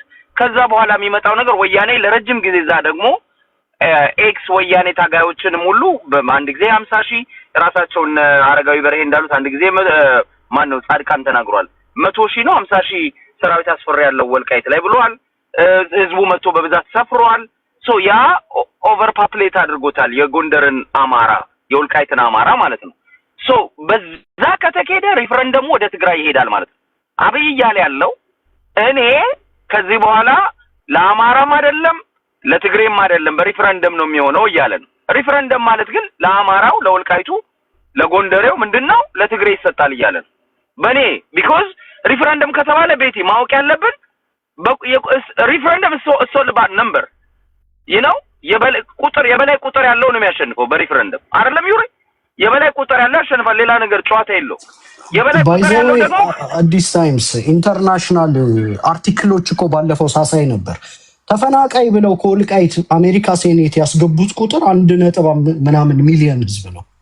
ከወልቃይት ብቻ ያሉት ይመለስም ሲሉ ኢንተርናሽናል ኦብዘርቨርስ ይገባሉ። ዓለም አቀፍ ደረጃ የጠበቀ ሪፈረንደም ነው። ምክንያቱም የኢትዮጵያ መንግስት ስለማይታመን ዩኤን ይገባበታል፣ ኢዩ ይገባበታል። ዩኤን እና ኢዩ ላይ ያሉ ዳታዎች ትግሬዎች ያስገቡት ከ1 ሚሊዮን በላይ ተፈናቃይ ብለው ነው ያስገቡት። ስለዚህ ያንን ወልቃይት ላይ ስታስገባው ያው ብልጫው ግልጽ ነው። ይቅርታ አቀጥ ኤግዛክትሊ እሱ ብቻ አይደለም። ኮሎኔል ደመቀን እኮ ይሄን ነጥብ ስሚማ ቤትዬ፣ ይሄን ነጥብ ስሚ። ኮሎኔል ደመቀን እኮ ዩኤን እና የተባበሩት መንግስታት ወይ አሜሪካን መንግስት አኪዩዝ አድርገውታል። ይሄ ኤትኒክ ክሊንሲ አድርጓል ብለው እኮ የወነጀሉት ሰው ይኖርሚ ኤትኒክ ክሊንሲ አድርጓል ተብሎ የተወነጀለ ሰው ነው። ሶ የሚመጣ አውትካሙ ኢትስ ኦልሬዲ ኦብቪየስ። የሚመጣ ኦብቪየስ አበይ ሪፈረንደም ብሎ ካለ ዩሪ እንዳለው ኢንተርናሽናል ኮሚኒቲ ይገባል። ኢንተርናሽናል ኮሚኒቲ ደግሞ ለትግራይ ፌቨር እንደሚያደርግ ይታወቃል። ኮሎኔል ደመቀንና አስተዳደሩን የወልቃይትን አስተዳደር ኤትኒክ ክሊንሲ ፈጽሟል፣ የዘር ማጥፋት ፈጽሟል ብለው የሚወነጅሉት ነው። በዛ መሰረት ቦታው ለትግራይ ይሰጣል ማለት ነው። ሶ እኔ የምለው ምንድነው አማራን ስትከፋፍሉ የነበራችሁ ወልቃይትን ይዘናል፣ አማራ ምን አገባን፣ ስለ ፋኖ አይመለከተንም፣ ፋኖ እንደው መታገል የለበትም ስትሉ የነበራችሁ ኢንክሉዲንግ አንድ የሚት አርጊሜንት ኢንክሉዲንግ ኮሎኔል ደመቀ። አሁን ኮሎኔል ደመቀ ሱሪ ያለው ተብሏል። ሱሪ የት አለ? አብይ ላይ ይዞራል፣ አብይ ላይ መግለጫ ያወጣል።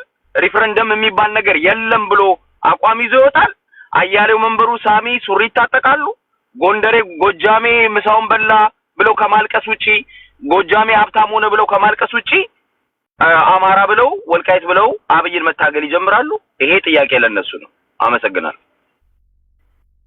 ግን አንድ ነገር ቤቲ ለአድማጩም አንድ ማብራራት ያለው አንዲት ነገር ቆይ፣ ይቅርታ ዛ አማራ ልጠይቅ ቆይ፣ ይቅርታ እቺን ላብራራት ቆይ፣ አውድ እንዳንስት።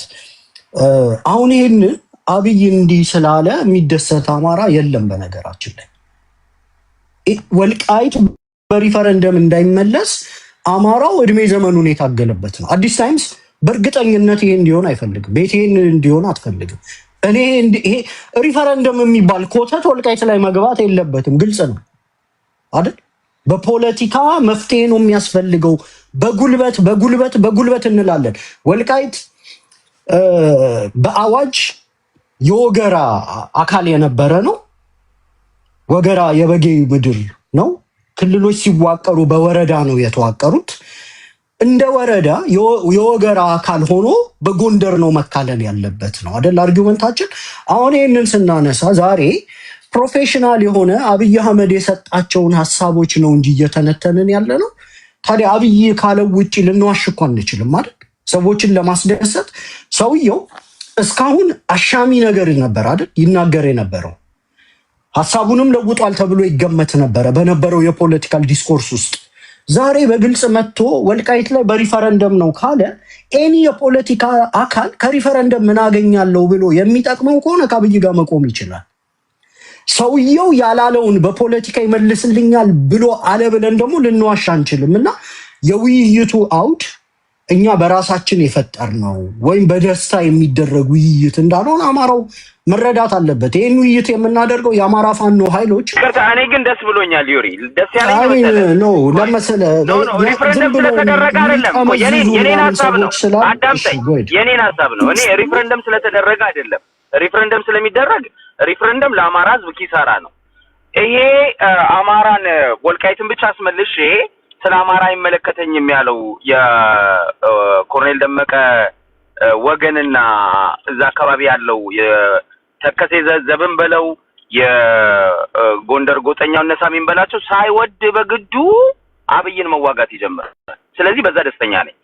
በሪፈረንደም አይደለም። ከዛ ተዋክቶ አማራ በደሙ የመለሰውን ወልቃይትን ያጸናል ማለት ነው። ሳይወድ በግዱ አማራ እናደርገዋለን። ጎንደሬ ጎጠኛ ነበረ፣ አማራ አድርገን እንመልሰዋለን። ይሄንን መዝግቡት፣ ቁረጡልና ስጦ ላኩላቸው። ሳትወድ በግድ አማራ ትሆናለህ። ዛሬ ደቲንግ ጊዜ ወለ አዲስ ሳይንስ ምን ማለት ሳትወድ በግድ አማራ ትሆናለህ አይደል? ቤት አንደርስታንድ የተወሰነ ግሩፕ ነው እንደዛ እንጂ ጎንደሬማ እዚህ መድረክም እኮ አለሽ። ኩኩዬን የመሰለሽ ጎንደሬ ስንት ሀቀኛ ጎንደር ያለ ታጥቆ ዛሬ እየሞተ ያለ እየታገለ ያለ ጎንደሬ በሙሉ ዲፊኒሽን ሊሰጠው አይችልም። ያብይ እኔ ጎንደሬ ሆናለሁ ያልኩ እኔ የኮሎኔል ደመቀ የኮሎኔል ደመቀና የነሳሚ ቡድን አስምሪልኝ። እዚህ ቲክታክ ላይ ያለው ነው ያሉት። ቲክታክ ላይ አማራን የሚከፋፍለው ሳይወድ በግዱ አማራ ሆኖ አማራን ደግፎ የምናይበት ቀን እየመጣ ነው። ቀድምም ይውራ ያለው እኮ እሱን ነው። ሳይወድ በግዱ አማራ ይሆናል። ከታች አሁን ራሱ ጥቁር አማሮች እያለ እየጻፈ ነው ያለው እኮ ሳሚ። አይደክምም እኮ ሳሚ እኮ አላማው ምን እንደሆነ አይታወቅም። እስቲ ለሌሎቹ ወይ አንዲት ነገር ብቻ ነው ከዛ ይቀጥልሽ።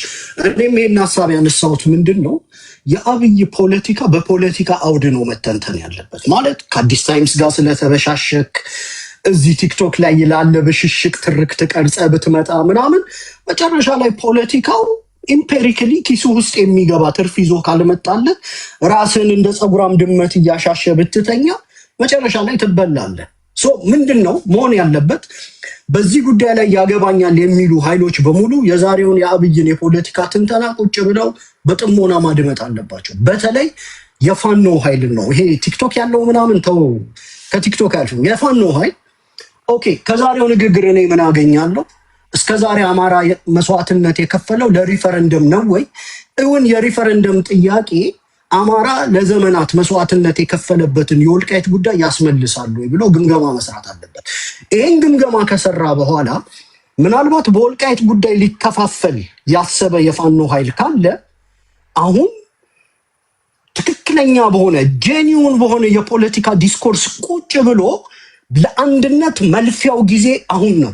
የአማራ ፋኖን ከሴራ በጸዳ አንድ ሆኖ ዛሬ የተሰጠውን ትንተና ኢንቱ ኮንሲደሬሽን ከቶ የፖለቲካ አቋም ምናልባት ከፋኖ ከአብይ የሚወድቁ ነገሮች ሊኖሩ ይችላሉ ብሎ ከፋኖ ያፈገፈጉ በስነ ልቦናም ሊሆን ይችላል፣ በትግል መንፈስም ሊሆን ይችላል። ያፈገፈጉ ኃይሎች ካሉ ዛሬ አብይ ቁርጥ ያለ መልስ ስለሰጠ በፖለቲካ ግምገማ ወደ ራሳቸው እንዲመለሱ ያግዘናል ነው። ከዛ አንፃር ነው አሉ የፖለቲካ ቋንቋ ነው አትበጥብጥ። ጨርሻለሁ። ደህና ዋሉ። ጨርሻለሁ። ጉዳዩ ስሬስ የሆነ ፖለቲካ ስለሆነ ወደ ብሽሽቅ ከምንወስደው ፖለቲካው ላይ አተኩረን እንወያይበትና ሌሎችም ሰዎች አሉ። አሁን ምን እናርገው መሰለ ሰንበዲ እዚህ ቲክቶክ ላይ ተቀምጦ አጀንዳ ሲሰጥ ኦፍ ኮርስ መሬት ድረስ ወርዶ ብዙ ያስገድሉትን ቢኖር ወንድማማቾች እንዳይቀራረቡ በጣም ብዙ ዋጋ የተከፈለበት ነው። በነገራችን ላይ በዚህ ፖለቲካ አንዳንዶችም የዛሬ 3 ዓመት አብይ የተናገረው ነው ትላላችሁ። ግን እኔ የዛሬ 3 ዓመት አብይ ቢናገረውም ተከዜ ዘብ የሚባል ተቋቁሞ እነ ደመቀ ዘውዱ እየወጡ የአማራን ፋኖ እየኮነኑ የአማራን ሕዝብ ትግል እየኮነኑ የርስት ጥያቄያችንን እየኮነኑ አብይ ያማልደናል የሚሉ ሰዎች ብዙ ዋጋ ያስከፈሉ ናቸውና ከዚህ ሁሉ በኋላ ዛሬ በድጋሚ በራሳችን ሚዲያ ላይ መጥቶ በኩራት ደረቱን ነፍቶ ይሄን ያህል ሲናገር እኔ ደመቀ ዘውዱ ካልሰማ እኔ አማርኛ መስማቱንም አማራ መሆኑንም በጣም ነው የምጠራጠረው። ባይዘው በዚህ ጉዳይ ላይ አሁን አብይ እኮ የተናገረው እንደዚህ ነው ብሎ ትንታኔ የሚሰጥ ካለና ሌላ ሐሳብ የሚያመጣ ካለ እሱ ያው ከመጀመሪያም ወልቃይትን ቢሄድ አማራውም አንድ እንዳይሆን የአማራ አጌንስ በአማራ ስም ቁጭ ብሎ አማራውን የሚከፋፍል እንጂ እውነት የአማራ ጉዳይ የሚያሳስበው አካል እንዳልሆነ መለያ ነው። አሁን በቃ ቁጭ ብሏል፣ መሬት ላይ እውነቱ ቁጭ ብሏል፣ ተናግሯል። በሪፈረንደም ከሆነ ደግሞ ቅድም ዩሪ ያለው ነው። ኢቭን ከወያኔ ከገባች በኋላ ራሳቸው አማራዎች መታወቂያ አብዛኞቹ መታወቂያ ያላቸው የድሮ ወልቃይትና የራያ አባቶች የድሮ መታወቂያቸውን ሳይቀር አባቶችን ከነቆማቸው እየቀበሩ ነው። የድሮ ታሪክ ይዞታ መታወቂያ ያላቸውን ሁሉ እየገደሉ ያጠፏቸው። በ1983 ወያኔ ወደ ሀገራችን ከገባች በኋላ አብዛኛው ወልቃይት የሚኖረውን ከአማራው ጀምሮ መታወቂያ ትሰጥ የነበረው ወልቃይቴ እያለች ነው ትሰጥ የነበረው። አማራ ብላ አይደለም ትሰጥ የነበረው፣ ትግሬ እያለች ነበር ትሰጥ የነበረው። ስለዚህ ወልቃይት ላይ የነበረና አሁን ባይዘወይ አማራ አቸነፍ የሚሰራበት መስሪያ ቤት የሚሰራ አንድ ሰውዬ ነበረ። ስሙን ረሳሁት እኔ ስማቸው በጣም የሚረሳውና ተዝላል ዩሪ በወልቃይት ጉዳይ ጥያቄ ሲጠይቅ የወልቃይትን ጉዳይ ካሁን በኋላ ሄዳችሁ መልስ የምታገኙት ከመቀሌ ነው እንጂ እኛን አትጠይቁን ብሎ የተናገረ አማራ አቸነፍ የሚሰራበት መስሪያ ቤት ነበር የሚሰራና አማራ አቸነፍን ያሳድድ ከነበረ ሰውና እሱን እስር ቤት ውስጥ እሱ ሰው የመረጃ ሰጥቶን አደባባይ አውጥተን አማራ አቸነፍን እስር ቤት ከቶ አባቱ እንኳን ሲሞት ወጦ እንዳይቀብር ካደረገ ሰው አንዱ ይህ ሰው ነው። ስለዚህ ምን ልላችሁ ነው? ኢቭን በሪፈረንደም እንኳን ቢባል አማራ 10% ማግኘት አይችልም በወልቃይት ዙሪያ ላይ። ይሄንንም ስለሚያውቅ ነው አብይ ደረቱን ነፍቶ ዛሬ ለትግሬዎቹ በሪፈረንደም ስለምታሸንፉ የወልቃይት ጉዳይ የሚመለሰው በሪፈረንደም ስለሆነ ራሳችሁን ኮራ ዘና አድርጉ፣ ዝም ብላችሁ ከኔ ጎን ሁኑ ብሎ መልእክት ያስተላለፈው እና ይሄ በጣም አደገኛ የሆነ ነው። አንደኛ አደገኛ ነው። ሁለተኛው ደግሞ ምንድነው ለኛ ለአማራ ዛሬ ብስራት ነው። ብስራትነቱ ምንድነው? እኔ ማምነው ይሄ ነገር እንደሚሆን እኔ ጠንቀቅ ያቀ ነበር። ዛትስ ዋይ ደመቀ ዘውዱን እንናገር እንሳደብ የነበረው ዛትስ ዋይ እኛ ወልቃይት ባብይ እጅ ነች፣ ኤኒ ታይም የፈለገውን ማድረግ ይችላል። ተከዚህ ዘበሉት ምን በሉት የራሱ ነው። እልቁንስ በፋኖ ትግል ብቻ ነው አማራ ጥቅሙን የሚያስከብር ብለን ስንል የሚሰማን አካል አልነበረ። ዛሬ ግን ይሄው እውነት ወጥቷል። በድጋሚ ከስንት ዓመት በኋላ እንግዲህ እንዲህ ሽርብትን እያለ ስንት ነገር ሲያደርግ የነበረው ሰውዬ በኩራት ካለ ፍራት ነው ይሄንን የተናገረውና እኔ አሁን ምንድነው የምለው ይሄ ቀን ለፋኖችም ትልቅ መልእክት ነው ያለው። እኔ አፋብን እንደ ድርጅት በነገራችን ላይ የሚያወጣው መግለጫ ሊናፈቀኝ ዩሪ በርግጥ ዛሬ ላይ ባይ ዘ ወይ አፋብን ማውጣት አለበት መግለጫውም ደግሞ ዝም የሚሉ አይመስለኝም። ነገውን እንሰማና ነገ ደግሞ የሰኔ 15ቱ ምናምን ትርክት ደግሞ ያውራውና ከዛ በኋላ ግን በደንብ እኔ ዩሪም ቤቲም ልለያችሁ በድጋሚ ደስ ብሎኛል። ደስ ያለኝ ግን ይሄ ጸረ አማራ ግሩፕ ዛሬ ተጠምቆ እንግዲህ ቤቲቱን እኔ ልሁን ለጥመቀው አላውቅም። ዩሪ እንኳን ጴንጤ ነው መጥመቅ አይችልም። ስለዚህ አይደለም ልጅ በቃ ቀጥል። አይ እንግዲህ አያሌው መንበሩን ምናምን ጠምቀን ወደ አማራነት እንመልሳቸዋለን። በቃ ደስ ብሎኛል እኔ ዛሬ ቢኮዝ ከዚህ በኋላ ምንም ኤክስኪውዝ ማድረግ አይችሉም። አሁን እኔ እና አያሌው መተው ወልቃይትን ኮንትሮል አድርገናል አብይ ዝም ብሎ ነው ምናምን የሚል ትንታኔ ከሰማው ሬሳ ናቸው። በቃ እነዚህ ሰዎች ሱሪያቸውንም ፓንታቸውንም ቢያስወልቃቸው ሊዋጉ ይችላሉ አይደል? ይከፍታሉ ነገ ሰብሰብ ብለው እሱን አታስብ። ይሄ ትልቅ ትሬት ነው ለጎንደር አማራ፣ ለአማራ በአጠቃላይ በሪፍረንደም የሚለው ነገር ከነጥቄ ለወያኔ ሰጠዋለሁ ማለት ነው። ትርጉሙ ይሄ ነው፣ ሌላ ነገር የለው።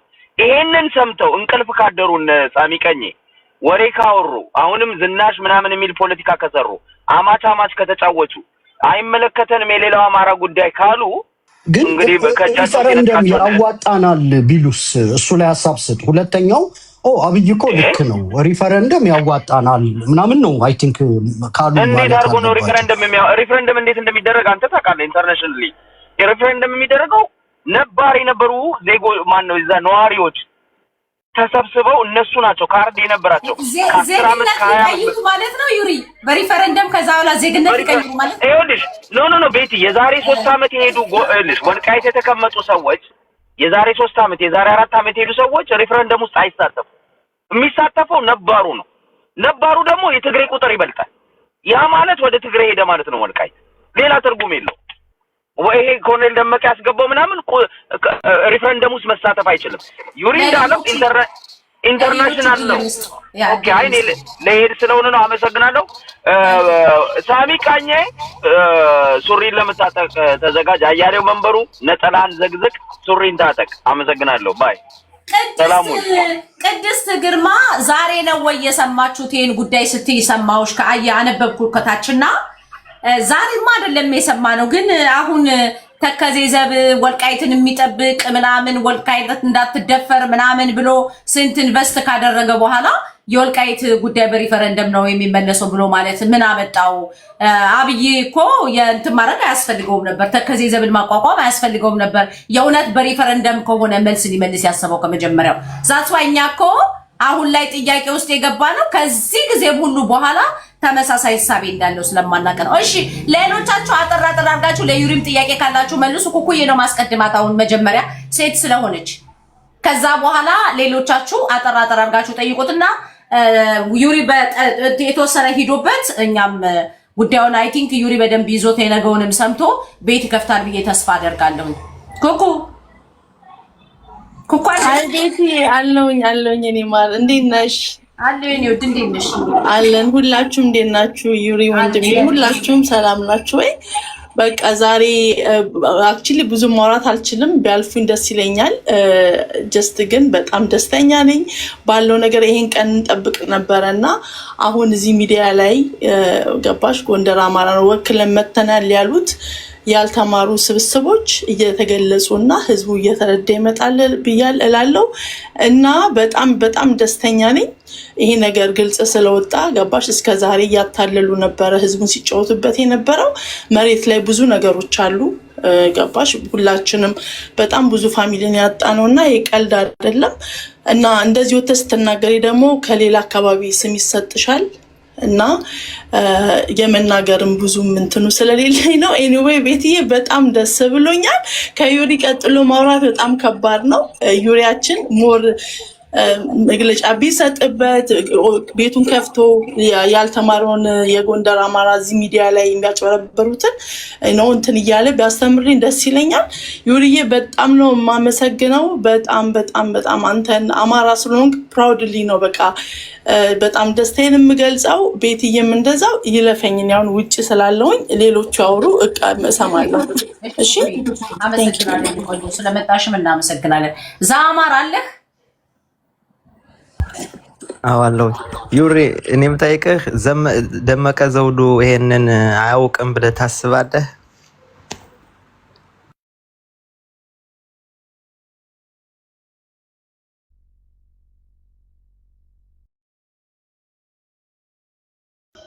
ዩሪ አለህ? አለው። አይ ከጨረሰ አጭር ነገር ልበል። ይኸውልህ በነገራችን ላይ የወልቃይት ጉዳይ ጦርነት ከመጀመራችን በፊት የህገ መንግስት ፕሮሰስ ውስጥ የነበረ ነው አይደለ? ያኔም በሪፈረንደም ይመለሳል ነው የሚለው አብይ አህመድ። እና አማራ እንደ ጥያቄ ካስመዘገባቸው ጥያቄዎች ውስጥ ግዛቶቻችን በተለይ ደግሞ ወልቃይት በጉልበት ስለተወሰደ በህገ መንግስት መመለስ አይችልም፣ የፖለቲካ መፍትሄ ያስፈልገዋል ብሎ ነው አማራ ይህን እንደ ጥያቄ ያቀረበው። እና የኛ ግምገማና ምናልባት እንደው ፖለቲካ አውዱ ከተለወጠ ምንድነው? አንደኛ የአማራ ኃይል በጦር አቅሙ በመደራጀቱ ትልቅ አቅም በመገንባታችን፣ ሁለተኛ የትግራይ ኃይሎች የመገንጠል ፍላጎት በማሳየታቸው፣ ሶስተኛ የፌዴራል መንግስቱ ራሱ ከገባበት ቅርቃር አንጻር ይህንን ጉዳይ በሪፈረንደም መፍታት ለራሱ ለመንግስት አንደኛ ለተገንጣይ ኃይሎች ወልቃይትን መስጠት ሀገሪቷን መቁረስ ስለሚሆን፣ ሁለተኛ አማራ የፈጠረው ኃይል በጣም አቅም እየፈጠረ ስለመጣና ፌዴራል መንግስቱ ላይ ጫና እያሳደረ ስለመጣ የመገንጠል ሁኔታውንም ኢንቱ ኮንሲደሬሽን ወስዶ ለተገንጣይ ኃይሎች መሬቱን ከመስጠት ለማይገነጠሉ ኃይሎች መሬቱን በመስጠት በኢትዮጵያ ግዛት ስር የማቆየት። ምክንያቱም የትግራይ ኃይሎች ተወደደም ተጠላም ወልቃይትን ካስመለሱ ምናልባት የህዝባቸው ፍላጎት ከሆነ በሪፈረንደም የመገንጠል ጥያቄ ሊጠይቁ ይችላሉ አይደል? አሁን በቀደም የሳልሳይ ወያኔ ውልጅ ኢንተርቪው ሰምታችኋል። ፌዴሬሽን ምክር ቤት የመገንጠል ጥያቄ ገብቷል። አንድ ጤነኛ ሀገሪቷን አንድ አድርጎ መምራት የሚፈልግ መንግስት የተገንጣይ ኃይሎችን ፍላጎት ለማደናቀፍ አንደኛው መንገድ የግዛት ጥያቄያቸውን ለማይገነጠሉ ኃይሎች በመስጠት የመገንጠል ጥያቄያቸውን ያጨናግፋል። ስለሆነ ከሪፈረንደም ይልቅ በፖለቲካ መፍትሄ ደግሞ መፍትሄም አለው አይደለ? የወገራ አካል ነው። ወገራ የበጌ ምድር ጠቅላይ ግዛት ነው። ክልሎች የተዋቀሩት በወረዳ ነው። ስለዚህ በፖለቲካ ውሳኔ በጉልበት ስለተወሰደ ለአማራ የሚመለሰው በዛ መንገድ ነው የሚል የፖለቲካ መፍትሄን ጠብቅ ነበረ። ምናልባት እንግዲህ ኮሎኔል ደመቀ ከዚህ በፊት ሪፈረንደምን ሲቃወም ሰምቸዋለሁ፣ በኢንተርቪው ላይ ጭምር ማለት ነው። ሪሰንትሊም በሰጡት ኢንተርቪው ላይ ከሪፈረንደም የማፈግፈግ አይነት ነገር ነው ያላቸው አቋም። የዛሬው ኢንተርቪው የሚያሳየን ምንድን ነው? መንግስት ነባር አቋሙ እንዳልተለወጠ፣ ምናልባትም በግምት ደረጃ ኦኬ ካለበት ጫና የትግራይ ኃይሎች የመገንጠል ፍላጎትም ወደ ፖለቲካ መፍትሄ ይወስደዋል የሚል ግምገማ የተሳሳተ እንደሆነና ወልቃይት በሪፈረንደም እንደሚፈታ ግልጽ አድርጎ ነርጎናል። ምናልባት ብዥታም ካለ ምናልባት እንዲህ ሊሆን ይችላል የቢሆንስ ትንተና ምናምን ስትሰራ የማይታዩ ነገሮች ሊኖሩ ይችላሉ። ሜቢ ኮሎኔል ደመቀ ድንገት ጥርጣሬ ከነበረው የዛሬው ኢንተርቪው ለሁሉም አካላት ግልጽ ያለ መልስ ሰጥቷል። ከአብይ አህመድ ጎን መቆም ወልቃይትን በሪፈረንደም ነው የሚፈተው። በሪፈረንደም ደግሞ እኛ እናተርፍም። 3 ጥያቄዎች ነው የሚቀርቡት። አንደኛው ወልቃይት በትግራይ ይካለል የሚል ጥያቄ ይቀርባል። ሁለተኛው ወልቃይት በአማራ ይካለል የሚል ጥያቄ ይቀርባል። ሶስተኛው ወልቃይት ራሱን ችሎ ደግሞ ክልል ይሁን የሚልም ጥያቄ ሊቀርብ ይችላል። ሜቢ እነ ኮሎኔል ደመቀ እንደ ወርስ ኬስ ሴናሪዮ ብለው የወሰዱት ወልቃይትን ከራሱን ከጎንደር ገንጥሎ የራሱ ክልል አድርጎ ማቆምም ይቀበሉታል። በነገራችን ላይ ዛሬ ግን የከለከላቸው ወልቃይትን በጎንደር ስም በአማራ ግዛት ስር ማቆየትም ከልክሏቸዋል። ወልቃይትን ክልልም ማድረግ አማሮች የማንቀበለውን ብዙ መስዋዕትነት ስለከፈልንበት እነ ኮሎኔል ደመቀ ግን በውስጥ የምሰማው ነገር ስላለ ያም አማራጭ ቢመጣ እንደማይጠሉት አውቃለሁ። ያንንም እንደማይሰጣቸው ነግሯቸዋል። ስለዚህ ዛሬ ከአብይ ጋር ለመቆም አንዳችም ምክንያት የላቸውም እና ብዥታም ካለ አይ ቲንክ አሁን ይጠላል ለማለት ነው። ተመልሶልሃል ዛማራ? አዎ አመሰግናለሁ። ታንኪዩ። እሺ ባለቅኔው ነው የምትቀድመው አይደል? ባለቅኔው እንዴት ነው ወንድምየው? ባለ ይመስገን። እንዴት ናችሁ? ሰላም ሰላም። ያ እያዳመጥኳችሁ ነበር። እኔ እንኳ የተገረምኩበትም የተደነቅኩበትም ነገር የለም። አብይ አህመድ ጠላት ነው፣ በአደባባይ አማራን ማጥፋት አለብኝ ያለ ሰው ብዙ ሺህ ታጋዮቻችን የጠራ ዓላማና አቅጣጫ ይዘው እየታገሉት ያለን ጠላት አቋሙን ቀየረ አልቀየረ በዚህ ወጣ በዚህ ወርዳ የሚል ለዲስከሽንም የሚቀርብ ምንም ነገር የለውም። ጠላት ጠላት ነው። ነገር ግን የጎንደር ኢሊት አካባቢና ኮሎኔል ደመቀ ጋር በተገናኘ ምናልባት እንደ ማንቂያ ደወል ሊሆናቸው ይችላል ወይ ተብሎ ዲስከሽን ውስጥ ሊገባ ይችል ይሆናል። ከዛ ውጭ ግን ቃል በቃል እየተወሰደ አብይ እንዲህ አለ አብይ እንደዚህ አላለም የሚለው ነገር አብይ አህመድ እኮ ጠላት ነው። እህትና እናቶቻችንን የገደለ ነው። ከአብይ የተለየ ነገር የምንጠብቀውም ነገር የለም። ከጠላታችንም መፍትሄም የምንጠብቅ አይደለም። በራሳችን ተማምነን ነፃነታችንን በክንዳችን ለማምጣት ቆርጠን የተነሳና ብዙ መስዋዕትነት እየከፈልን ያለን ግን እኮ ባለቅኔው ምን መሰለ ምንድነው መሰለ አንድ እውነት ማወቅ ያለብህ ይሄ አደገኛ ፖለቲካ እኮ አማራውን በጣም እኮ ጎትቶት እኮ ዋጋ አስከፍሎታል አይደል? ባለቅኔው ዋጋ አስከፍሎታል። ይሄ ነገር እስካሁን ድረስ ይሄ ሁሉ ተከዘዘብ በሚል ይሄ ሁሉ ሰራዊት በሰለጠነበት ይህ ሁሉ ነገር በተደረገበት እስካሁን ድረስ እኔ አሁን በቃ ደመቀ ዘውዱም ደረቱን ነፍቶ በሚያደርገው ነገር የማምነው የነበረው በቃ ወልቃይት እናንተ ስለሆነች ማንንም ወንድ መጥቶ አይነካም ብሎ ፕሮሚስ የገባላቸው ነበር የመሰለኝ። አልመሰለህም አንተ? ኖ የጎንደር ኢሊት አብዛኛው ፑሊሽ መሆኑን ድሮም እናውቃለን። አሁን ይሄንን የአብይ አህመድን ንግግር እናንተ ማለት ይሄ ናችሁ ለማለት ልንጠቀመው እንችላለን። ደመቀ እኮ ብልጽግናን የመሰረት ነው እኛንን ያለን ነው እየተገደልን እየታረድን ባለበት ሰዓት ደመቀን አትንኩብን የሚሉ እልፍ አላፍ ኢሊቶች ነው ያሉት። ታዲያ ብልጽግናን ከመሰረታችሁት ፖለቲካል ሊቨሬጅ እንኳን ይዛችሁ ይህንን ውሳኔ ማስወሰን እንዴት አልቻላችሁም ብለን ለመሳቅ የሚሆን ፖለቲካ ልንሰራባቸው እንችላለን እንጂ ሰነፎችና የማይረቡ ርካሾችና ለባርነት ለግርድና የተፈጠሩ እንደሆኑ የታወቀ ነው። ለምሳሌ ቅድም አንድ ነገር ተነስቷል። በድፍረት ነው የተናገረ አስከፋቸዋለሁ እንኳን ብሎ አላሰብ ባርነታቸውን ያውቃላ። እንደውም ለመለማመጥ የሞከረው ሌላኛውን ጫፍ ነው ከነሱ ይልቅ እነዚህን ስነ ልቦናቸውን ማንነታቸውን ያውቃል። ሂዶንኪያ አፋብህን ለምሳሌ መግለጫ አውጣስ። አፋብህን ምን ብሎ ነው መግለጫ የሚያወጣው? ጠላት እኮ ነው አብይ አህመድ። ጠላት የፈለገውን ሊል ይችላል እስከ መጨረሻው ሰዓት እስክናሸንፈው ድረስ። መግለጫ ማውጣት ካለበት የደመቀ ስብስብና የጎንደር ኢሊት ነኝ። ባለቅኔው ምንድነው መሰለህ? ይሄ ፖለቲካ ትክክል አይመስለኝም። አሁን የምትናገረው ፖለቲካ ባልሳሳት ምንድነው መሰለህ? ባለቅኔው አፋብን እኮ እንደ ድርጅት እኮ ተወንጅሏል እኮ ወልቃይትን ሰጣለሁ ብሏል። አንተ ስላለህ ነው ወልቃይትን መውሰድ ያልቻልነው ጣልቃ ገብተህ እንጂ ራሱ ፋኖ ተቆርቆሮ የወጣው ነፍጣን ግቦ የወጣው ኃይል ወልቃይትን ሰጣለሁ ብሏል እኮ ብሎ ነው በቀጥታ እኮ አፋብን እኮ እንደ ድርጅት እኮ የሆነጀለው ታውቃለህ።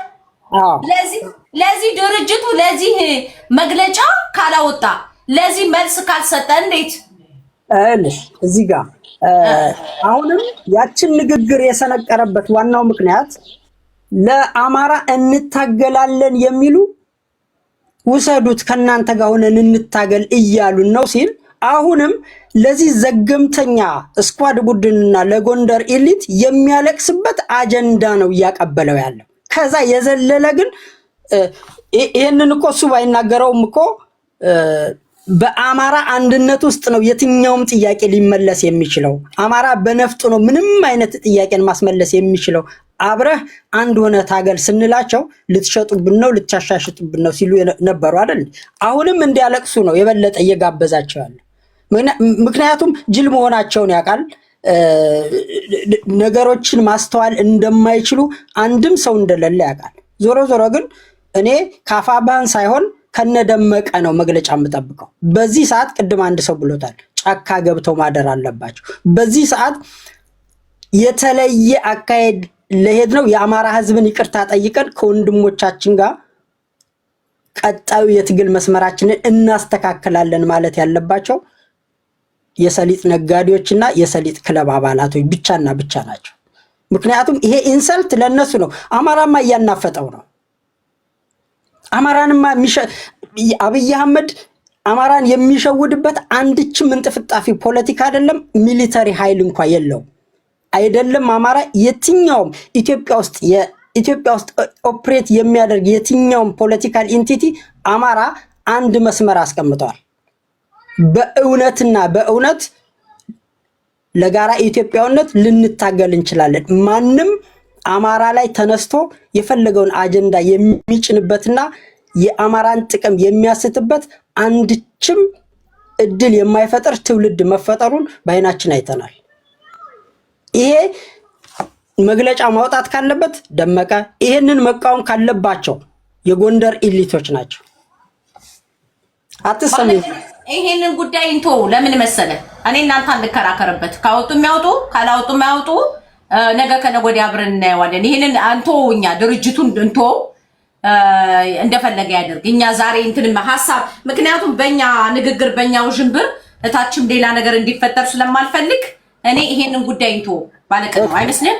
እሺ ማይ ያ ሐሳብ ለማጠቃለል ያክል በአጠቃላይ አውራ ሐሳብ ከጨርስ ያ ተስማምተናል። ሐሳቤን ለማጠቃለል ያክል አሁንም ቢሆን ጊዜው አልረፈደባችሁም።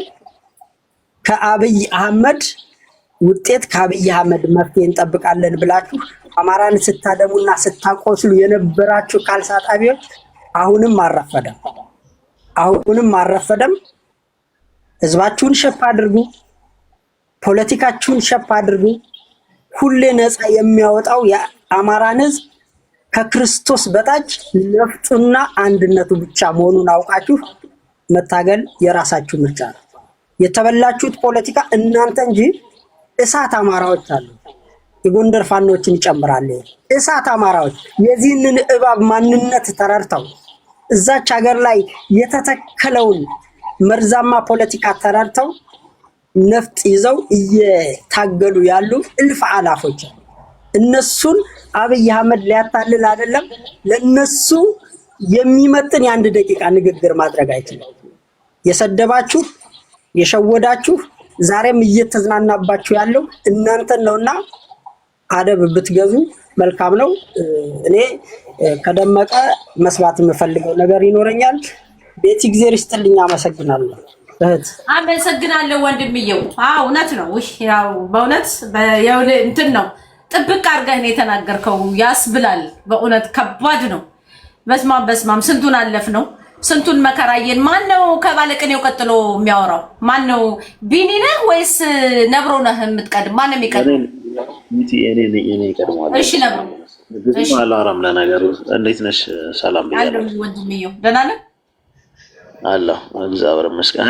የዛሬው የአብይ ኢንተርቪው በመንግስት ደረጃ ወልቃይትን በተመለከተ የተያዘውን አቋም በግልጽ የተነገረበት መሆኑ ነው አጀንዳ እንድንናገር ያደረገው። አጀንዳም እንድናደርገው የቻልነው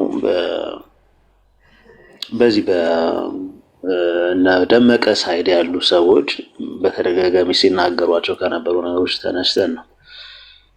ምንድነው በሰልፍም በምንም በደመቀ ቃለ ምልልስም በተደጋጋሚ ሲገለጽ የነበረ ነገር አለ። ብልጽግና ፓርቲ ጥያቄያችንን መልሶልናል፣ የማንነት ጥያቄን ማለት ነው መልሶልናል፣ ርስታችንን አስከብሮልናል የሚል ተደጋጋሚ ንግግሮችን ሰምተናል። የእሱን ሀሳብ የሚደግፉ ደግሞ በዚህ በማህበራዊ ሚዲያም የምናውቃቸው ሰዎች ይህንኑ ሲሉ ነበር፣ ርስታችንን አስመልሰናል። እንዲሁም የአማራውን ኮንትሪቢዩሽን ሁሉ ኢቭን የወልቃይት ጉዳይ አጀንዳ በማድረግ ደረጃ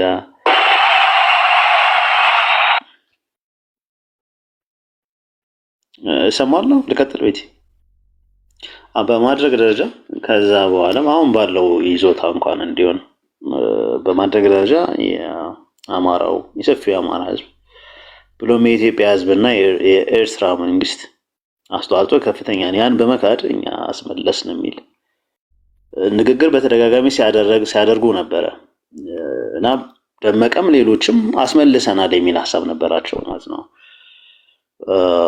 ግን አስመለስን ማለት ምን ማለት ተመለሰ ማለት ምን ማለት ነው ስንል እንግዲህ ጥያቄ ተመለሰ ማለት ህጋዊ ማዕቀፍ ጥያቄው ሲመለስ ነው። ያ ማለት በህግ በምን ሲጸድቅ ማለት ነው። ያ ድምትን ያ መሬት የከሌ ነው ተብሎ በህግ ሲጸድቅ ነው ተመለሰ የሚባለው። ከዛ ውጭ ጊዜያዊ ይዞታዎችን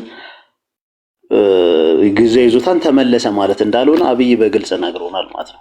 እስኪ ከመጀመሪያው አንቺ የሪካርዶን ስታሰሚን ጀምሮ ያለውን ነገር እስኪ የአብይ የወልቃይትን ጉዳይ በተመለከተ በአማራ ሳይድ ያለውን ጥያቄ አብይ እንዴት ብሎ ነው የገለጸው የሚለውን ምን ብሎ ነው የሚለው? ይህ ያ ማለት በህግ ይጽደቀለን የሚለውን ነገር ማለት ነው። የወያኔ የወልቃይት በህግ ይጽደቀለን የሚለውን ጥያቄ አሁን የአማራው ጥያቄ እንደዛ ነው አይደል? የነደመቀ ምናምን እንደዛ ነው። ፌደራል መንግስቱ የሚጠብቁት ነገር በህግ እንዲጸድቅ ነውና ይሄ እንዴት ነው የተመለከተው ሲባል አብይ ምንድን ያለው ያን ስህተት በሚደግም መንገድ ስለሚመች ብቻ አሁን ጊዜው ስለሚመች ብቻ እናድርገው የሚል ነው የሚለው። ያን ስህተት ማለት ወያኔ የሰራችውን ስህተት ማለት ነው። ይሄ ህገ መንግስቱ ከመንተን ከማለቱ በፊት በወያኔ ቁጥጥር ስር ስለነበረ ወልቃይት እና የኃይል ብልጫ ስለነበራት ወደ ትግራይ ክልል አካተዋለች አይደለ? ወያኔዎች አቅም በነበራቸው ጊዜ ያን አደረጉ። አሁን ደግሞ የሚመች ሁኔታ አገኘን በማለት አማራዎች በህግ ይካለልን ብለው ይጠይቃሉ ነው ያለው። ስለዚህ ይሄን የወልቃይት ጉዳይ በአማራው ሳይድ በህግ ይጽደቅልን የሚለውን ጥያቄ ምን ብለው ነው እንትና ወያኔ የሰራውን ስህተት በሚደግም መንገድ አሁን ስለሚመች እናደርገው የሚል ጥያቄ። ይሄ ደግሞ ተገቢ አይደለም ነው እያለን ያለ ነው ማለት ነው እያለ ያለው። ስለዚህ የወልቃይት ጉዳይ ስለሚፈታበት ነገር ሲናገር በትግራይ ሳይድ ስላለው ጥያቄ ያነሳል። ከዚህ ከጦርነቱ በፊት ለረጅም ጊዜ እኛ ነው የያዝነው በኃይል ነው የተወሰደብን የሚል ቅሬታ እንዳላቸው ይደርስና የአማራ ኃይሎች እንግዲህ ፋኖም ውሰዱት አብረናችሁ እንዋጋለን ይገባችኋል የሚል ነገር ፍቃድ ሰጥቶናል። ነገር ግን እንዳንቆጣጠረው እንዳንመልሰው ያደረገ የፌደራል መንግስቱ ነው የሚል ነገር ያነሳል ማለት ይሄ በትግራይ ሳይድ ያለው ነው። በአማራ ጉዳይ ደግሞ በህግ አግባብ ይመለስልን ይጽደቅልን የሚል ነገር እንዳለን ትለና እዚህ ጋር ምንድነው ራሱን አድርጎ እንትን የሚለው የዚህ ነገር ዋና ወሳኝ አካል ፌደራል መንግስቱ እንደሆነ አድርጎ ነውና አማራው ወይም ደግሞ ይሄ ደመቀ የነመናን ቡድን ፌደራል መንግስቱ ላይ ጥገኛ ከመሆን የዘለለ ሌላ አማራጭ የለውም። ምክንያቱም ለአማራው መብት እንታገላለን የሚሉ ብሎ የገለጻቸው አካላት ለትግራይ ሰጥተዋል። ትግራዮች ደግሞ ጉልበት አለን ፌደራል መንግስቱ ከወጣ በአንዴ እንትን በሰላምም ሆነ በጦርነት እንመልሷለን የሚል ነገር አንስተዋል። ስለዚህ ትግራዮች በዛም በዚህም ትግራዮች እንዳይቆጣጠሩት ያደረኩት እኔ ነው። አንደኛ እኔ ነኝ ብሎ እዚህ ጋር የወሳኝነት ሚናውን ለራሱ ይሰጣል። ከዛ ባለፈ ስለሚፈታበት ሁኔታ ሲገልጽ ጊዜ ወስደን በህግና በስርዓት እንፈተዋለን ብሎ ነው የተናገረው። ጊዜ ወስደን ማለት በፌደራል በአብይ በኩል ይሄን የወልቃይትን ጉዳይ ለረጅም ጊዜ መጫወቻ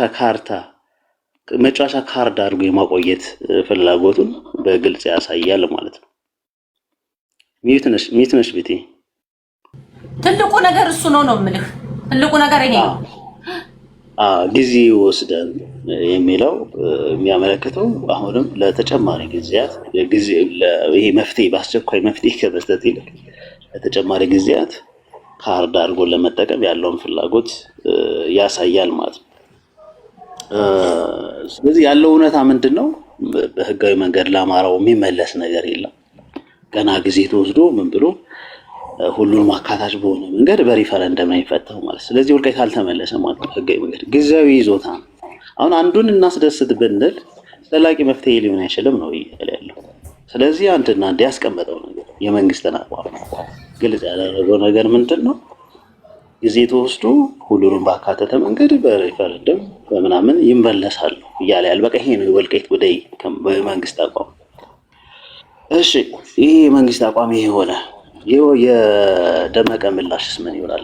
የወልቃይት ኮሚቴ ያው በዋናነት የወልቃይትን ጉዳይ የሚመራው ይሄ የወልቃይት አስመላሽ ኮሚቴ ስለሆነ እሱ መሰረት አድርገን ነው የምናወራው። ምን ሊሆን ይችላል? ደመቀ ከዚህ በፊት የተናገረው ነገር አለ። የወልቃይትን ጉዳይ በተመለከተ ምን አለ? በፌዴራል መንግስት የሚሰጠን አቅጣጫ ወልቃይትን በተመለከተ ሳንሸራረፍ እንፈጽማለን ብሏል። ስለዚህ ከዛ ንግግሩ ከዚህ በፊት ከተናገረው ነገር ተነስተን የደመቀ ምላሽ ወይም የኮሚቴው ምላሽ ምን ሊሆን ይችላል ብለን ስንገምት ሊሆን የሚችለው አሁን ያለው የተናገረው አብይ ያለውን ነገር ሙሉ በሙሉ ሳይሸራረፍ ይቀበላል፣ ተግባራዊ ያደርጋል ማለት ነው። ምላሻቸው ሊሆን የሚችለው ይሄንን ከተቀበለማ ሀገር አለቀበል በሪፈረንደም ወልቃይትን ምናምን ብሎ ከተቀበለ ቃል በቃል የተናገረውን ነው ቤቴ። ከዚህ በፊት ቃል በቃል የፌዴራል መንግስት የሚሰጠውን ወልቃይትን በተመለከተ የሚሰጠውን አቅጣጫ ሳንሸራርፍ እንፈጽማለን ብሎ ተናግሯል። ከዛ ተነስተን ምላሹን ስንገመት ሊሆን የሚችለው ይሄ ነው። አብይ ያለውን እንደወረደ ተቀብለው ይቀበላሉ ማለት ነው። አሁን የሁለቱን እናወዳደር ማለት የአፋብንን አቋምና የወልቃይት አስመላሽ ኮሚቴን አቋም ወይም ደግሞ የአገዛዙን ፌዴራል መንግስቱን አቋም ማለት ነው። የፌዴራል መንግስቱ ጊዜ ወስደን ሁሉንም አካታች የሆነ መፍትሄ እንሰጣለን በሪፈረንደም ምናምን ብሎ ነው እንትን ያለው። የደመቀም ይሄን እንቀበላለሁ ብለው የነደመቀም አቋም ነው ብለን ነው የምንወስደው። ሳንሸራርፍ እንቀበላለን ስላል። በአንጻሩ ደግሞ አፋብን ቅርብ ጊዜ እንኳን የህዝቡ ግንኙነቱ በተናገረው ተደጋጋሚም ደግሞ በመግለጫቸው ምናምን እንዳሳወቁ ወልቃይትና ሌሎች የማንነት ጥያቄ ያለባቸው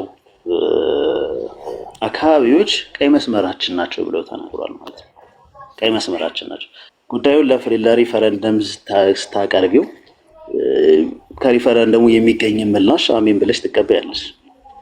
ሪፈረንደም ሲደረግ ደግሞ መታሰብ ያለበት ነገር ከጦርነቱ በፊት ወደ ነበረው የህዝብ አሰፋፈር ነው የሚሆነው። መረጃዎችም በወልቃይት አስተዳደር ስር የነበሩ መታወቂያ የተሰጣቸው ምናምን የዛ ኗሪ የነበረው ህዝብ ነው እንደ መረጃ የሚታየው።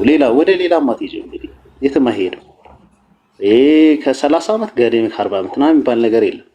የሚታወቀው በኢንተርናሽናል ኮሚኒቲው ዘንድ ከጦርነቱ በፊት የነበረው ሁኔታ ነው፣ የአስተዳደሩ ሁኔታ ነው። እዛ ያን መሰረት አድርገሽ ነው እንትን ልትይ የምችው እንጂ ከዛ ፊት የነበረው ማንም እሱን ከግምት ውስጥ አያስገባሽም። እንደዛ ከሆነ በዛ ወቅት የነበረው እንግዲህ የህዝብ የዲሞግራፊ ምናምን ሁኔታ አለ።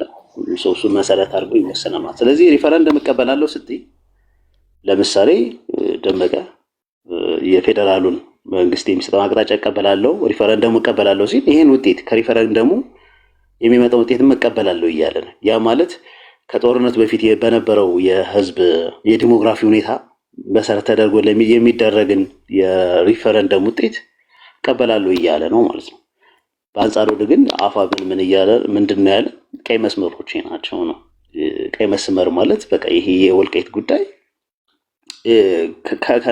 ይህን የወልቃይትን ጉዳይ ወደ እናት ርስቶቻቸው ከእንትን ከማካተት ውጭ ሌላ አይነት እንትን የለውም። ያስቀመጠው ሌላ ነገር የለም፣ ሌላ ኦፕሽን የለም ማለት ነው። ጥያቄዎች ይመለሳሉ ነው። የአፋብን አቋም ይሄ ነው። በአንጻሩ ደግሞ የፌዴራል መንግስቱ ወይም ደግሞ የወልቃይት ኮሚቴ አቋም ደግሞ በሪፈረንደም የሚል ነው ማለት። በዛ ሁኔታ በሪፈረንደም እንግዲህ እነዚህ ጾታዎች ወደ ትግራይ የሚካተቱበት ሰፊ እድል እንዳለ የምናውቀው ነው ማለት ነው ሁላችንም። እና በአጠቃላይ ግን ይሄን ነገር አዲስ ያደረገው ኢቲ ግልጽ አድርጓል ፌዴራል መንግስቱ አቋሙ ማለት። ስለዚህ ከዚህ በኋላ ስናወራ ስለ ወልቃይት የፌዴራል መንግስቱ አቋም ምንድን ነው? ሁሉንም ባካተተ መንገድ በሪፈረንደም እንደሚወሰን ነው ማለት ነው። ይሄን ነው የተረዳሁት። ግልጽነቱ ነው አዲስ ያደረገው አስባለሁ። ቤቲ ቴንክ ዩ ሶ ማች። ታንክ ዩ ነብሩ። እውነት ነው። አይ ጥሩ ነው። ጥሩ ነጥብ ነው ያስቀመጥከው። ቢኒ አለ። ሰላም ያለው ቤቲ፣ ሰላም ነሽ? ሁላችሁም ሰላም ያለው። እንዴት ነህ? እግዚአብሔር ይመስገን። ሰላም ነሽ? አለሁልህ። እንዴት አየኸው የዛሬውን ጉድ? ለ46 ዓመታት የአማራን ህዝብ ጨፍጭፎ ወያኔ አምጥቶ ለ27 ዓመት አስፍሮ ባለይዞታ ካደረገው ጋር ሪፈረንደም ማለት በራስ ላይ መተኮስ ማለት ነው። እንደ አፋብን እኛ አቋማችን የታወቀ ነው። በአማራ ርስቶቻችን ላይ አንደራደርም። አብረን ሰራን አልሰራን እንጥፍጣፊ ወይም ሽርፍራፊ የአማራን ህዝብ ጥቅም አሳልፈን አንሰጥም። ይህ የአፋብን አቋም። መግለጫ የሚፈልግ ካለ ከዚህ የተለየ መግለጫ መሰማው አይኖርም። ሀቅ ነው። ቀይ መስመራችን ነው። ሌላው ህገ መንግስቱ ምንም አይነት ማንዴት የለውም። በወልቃይት ላይ በጉልበት ነው የተወሰደብን፣ በጉልበት መልሰን ነው።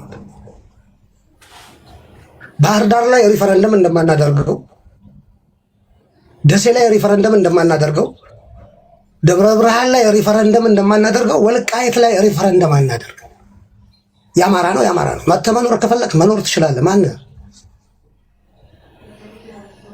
እንደ አፋብን ያለን አቋም ይሄ ነው፣ ይታወቃል። ሌላ አጀንዳ ለመፈትፈት ብለህ አፋብን መግለጫ መስጠት አለበት ገለመለ እያልክ ምናምን የምትሞዳሞድ ካለ ያ እንግዲህ ሌላ ጨዋታ ነው። ከዛ በተረፈ ግን በአጭሩ አብዛኛውን ዩሪም አንቺን መልሳችሁታል። ያው ዝም ብለን እንጨምርበት ብለን እንጂ የአፋብን አቋም የታወቀ ነው። የምንሰጠው ሽርፍራፊ የአማራ ህዝብ ጥቅም የለም። እርስታችን ደግሞ የጥቅሞቻችን መሰረት ነው።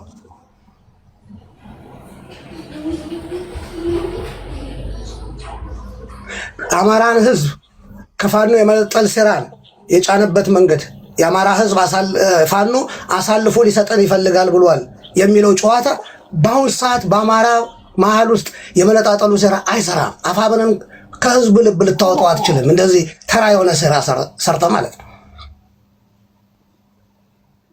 ምክንያቱም ወረዲ አፋብን አሳውቋል ህዝብ ያለውን አቋም በርስቱ ላይ እንደማይደራደር ቀይ መስመር መሆኑን ሽርፍራፊ ጥቅም ለማንም አሳልፎ እንደማይሰጥ በአቋሙ ጽኑ መሆኑን አሳውቋል ወረዲ።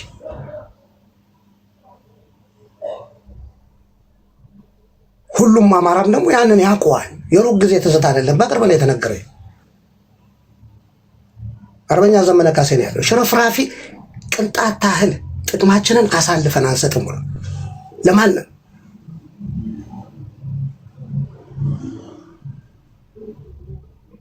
ይሄው ነው መልሴ። ከዛ በላይ ብዙ መናገር አልችልም፣ ምክንያቱም ኦልሬዲ ተናግራችሁታል እንዳለ። አመሰግናለሁ። ታንክ ዩ ቢኒ። ይሄ ምንም ጥያቄና መልስ የለውም። ባይዘወይ እኔ ያው እስቲ ማየት ነው እንቶ አሁን በዚህ በምናምን ተው በመግለጫው ምናምን ዙሪያ እንቶ ድርጅቱ እንደ ድርጅት የሚያደርገውን እንትን ይላል። ኤኒዌይ አብይ ግን ምን ያክል ፋኖን ለማቆሸሽ በአማራ ውስጥ ህዝብ ውስጥ እንዴት ምን ያክል ፋኖን ለማስጠላት ለመከፋፈል የሄደበትን መንገድ ግን እኔ ዋው ማይ ጋድ ማስማም ይሄ ጨራቅ ይሄ አውሬ ሰውዬ ወይ መስማሙ መንፈስ ቅዱስ እኔ ምን ይሻለው ይሆን? ምን አለ እንደተኛ ባይነቃ ዛሬ ሌሊት ሳይነቃ ቢያድር በጣም ነበር ጥሩ የሚሆነው። ፋክት ወጣህ እንዴ? ፋክት መጀመሪያ ኮሜንት ስታረጋ አይቼ ነበረ። ጥሩ ሐሳብ እንዳልነበረ ገብቶኛል። አንድ ፋክት ነህ አለ መሰለኝ ፋክት። እስቲ ሂድበት እስቲ አንተ። ሰላም እንዴት ናችሁ? የጠፋችሁ ወገኖችም እያየሁ ነው። ሰላም እያለሁ ነው።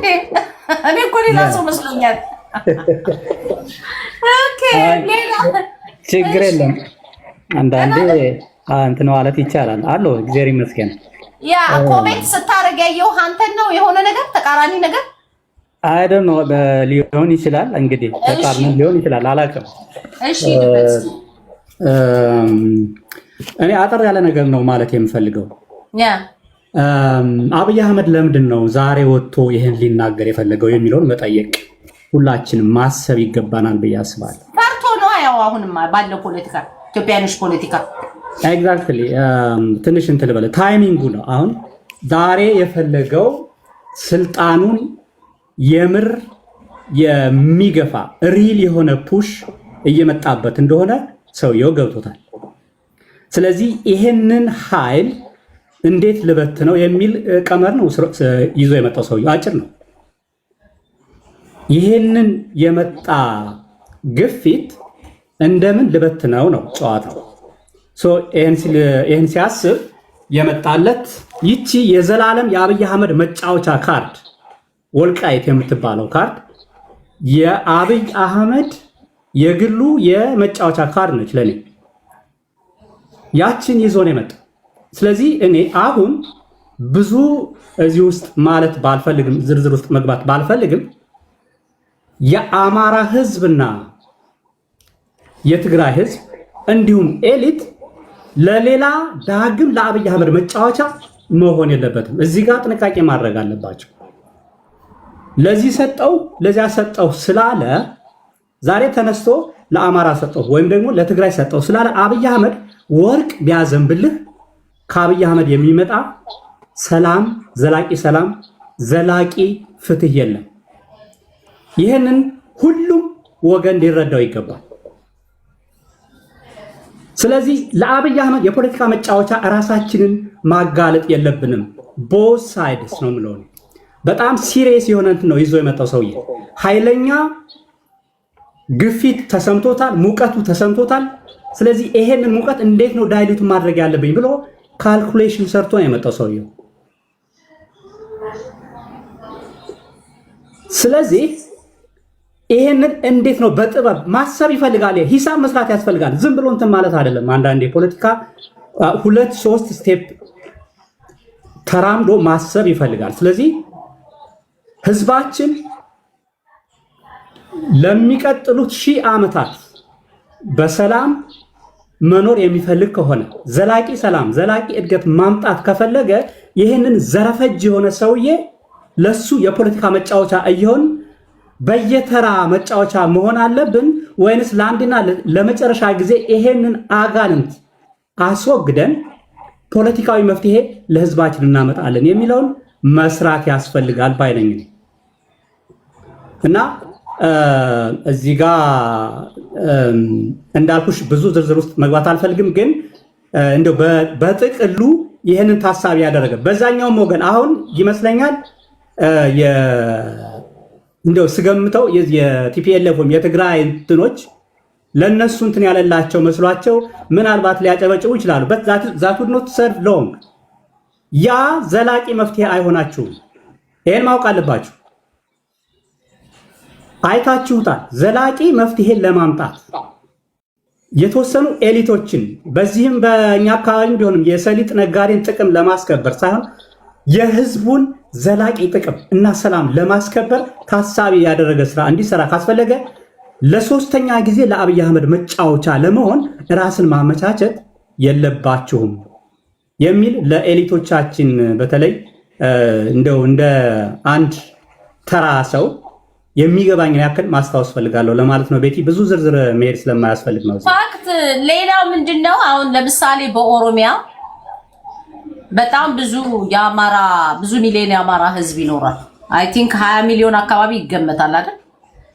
ያ ኦሮሚያ የሚኖረው የአማራ ህዝብ አብይ ለአንድም ደቂቃ በኦሮሚያ የሚኖረው የኦሮሞ ቁጥር ይበልጣል ብሎ ያለበትን ይሄንን 20 ሚሊዮን ከ20 ሚሊዮን በላይ ያለ የአማራ ህዝብ ጉዳይ አላወራም አብይ አህመድ። መጥቶ ግን ዛሬ ጎንደር ላይ በጣም ጎንደር የኦሮሞ ናት ማለት እኮ ነው የቀረው። አልሰማሁም። አይ ኖ ያውቃቸዋል። ይኸውልሽ እንዳለመታደል ሆኖ ቤቲ አሁን እንደዚህ የሆነ ምንድን ነው የሚባለው የሆነ የጅንጀና አይነት የድሮ ጅንጀና ነው የሚባለው የድሮ ስታይል የዚህ አይነት ፖለቲካ እየሰራ ለሱ ልባቸው ፍስስ የሚሉ የዋሃን አሉ እዚያ አካባቢ። በጣም የሚገርመው ነገር እና እንደዚህ በማሻሸት የሱን ፖለቲካ ይገዙልኛል፣ እናንተ እኮ ቤተመንግስት ናችሁ ምናምን ሁሉ ቤተመንግስትም ነን እያሉ የሚያስቡ ሰዎች እኮ አሉ። እኔ እኮ አንዳንዴ እኮ የሚያሳፍር ነገር ነው እዚያ አካባቢ ያለው እና በእንደዚህ እያጫወተ ኃይላችንን እየበረዘ እያዳከመ አንድ እንዳንሆን ብዙ ሰርቶብናል። አሁን ግን ተሰምቶታል። ሪል የሆነ አስጊ የሆነ ስልጣኑን የሚነቀንቅ በትጥቅም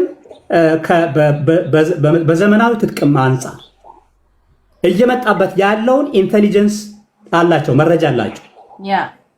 ገባች? ስለዚህ ይሄንን ኃይል መቋቋም እንደማይችል ያውቃል።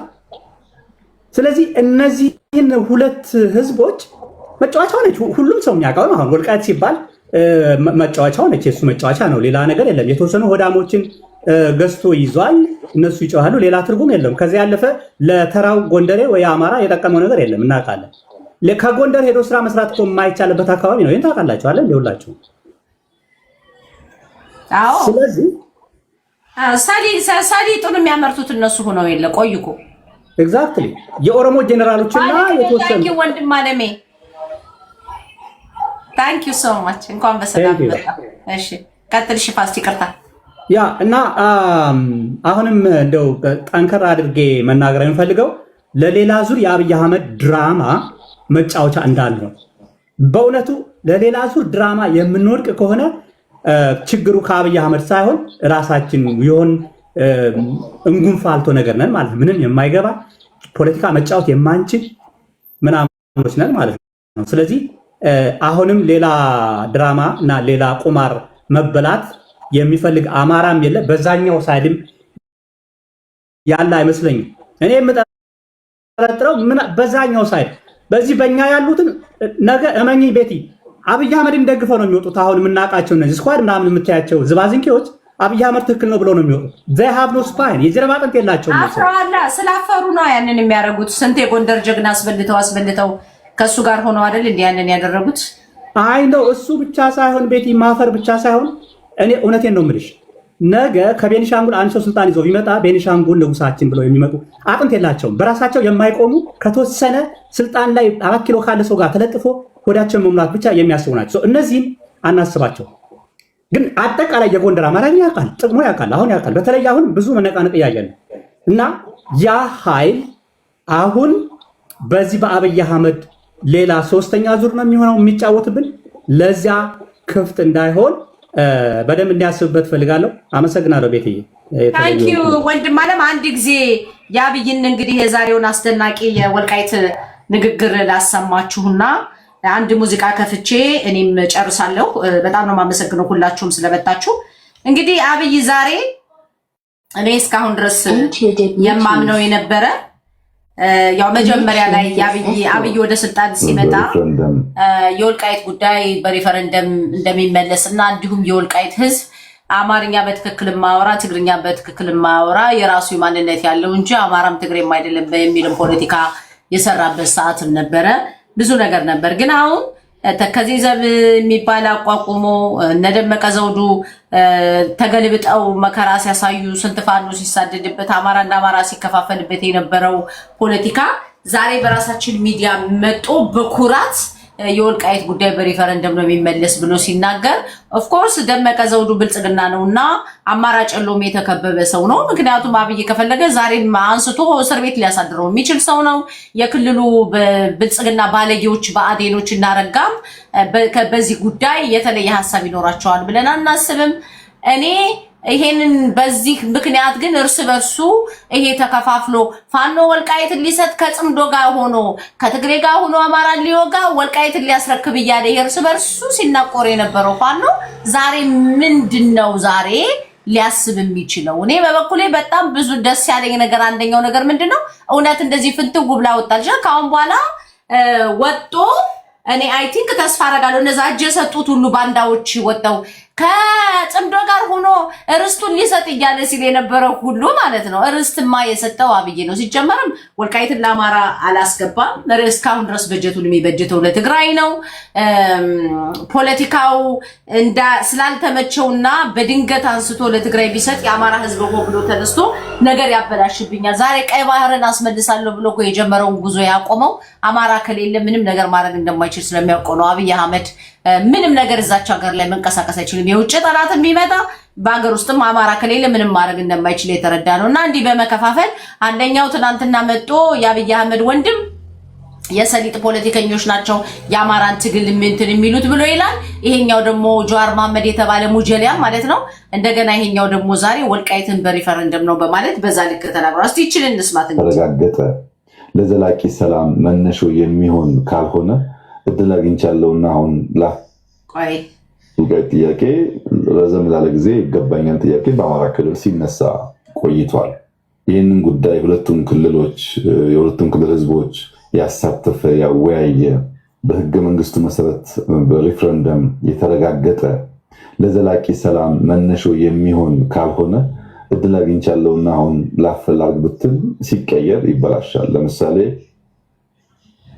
ከዚህ ቀደም የፌዴራል ክልል ስሪት ሲሰራ በህዝቦች ውይይት ቢሆን ያ ነገር የተፈጸመው ለረጅም ጊዜ ጥያቄ ሆኖ አይቀጥልም ነበር። ያን ስህተት የሚደግም ነገር ነው። አሁን ስለሚመች እናርገው የሚል ጥያቄ የሚነሳበት መንገድ ውይይት ይፈልጋል።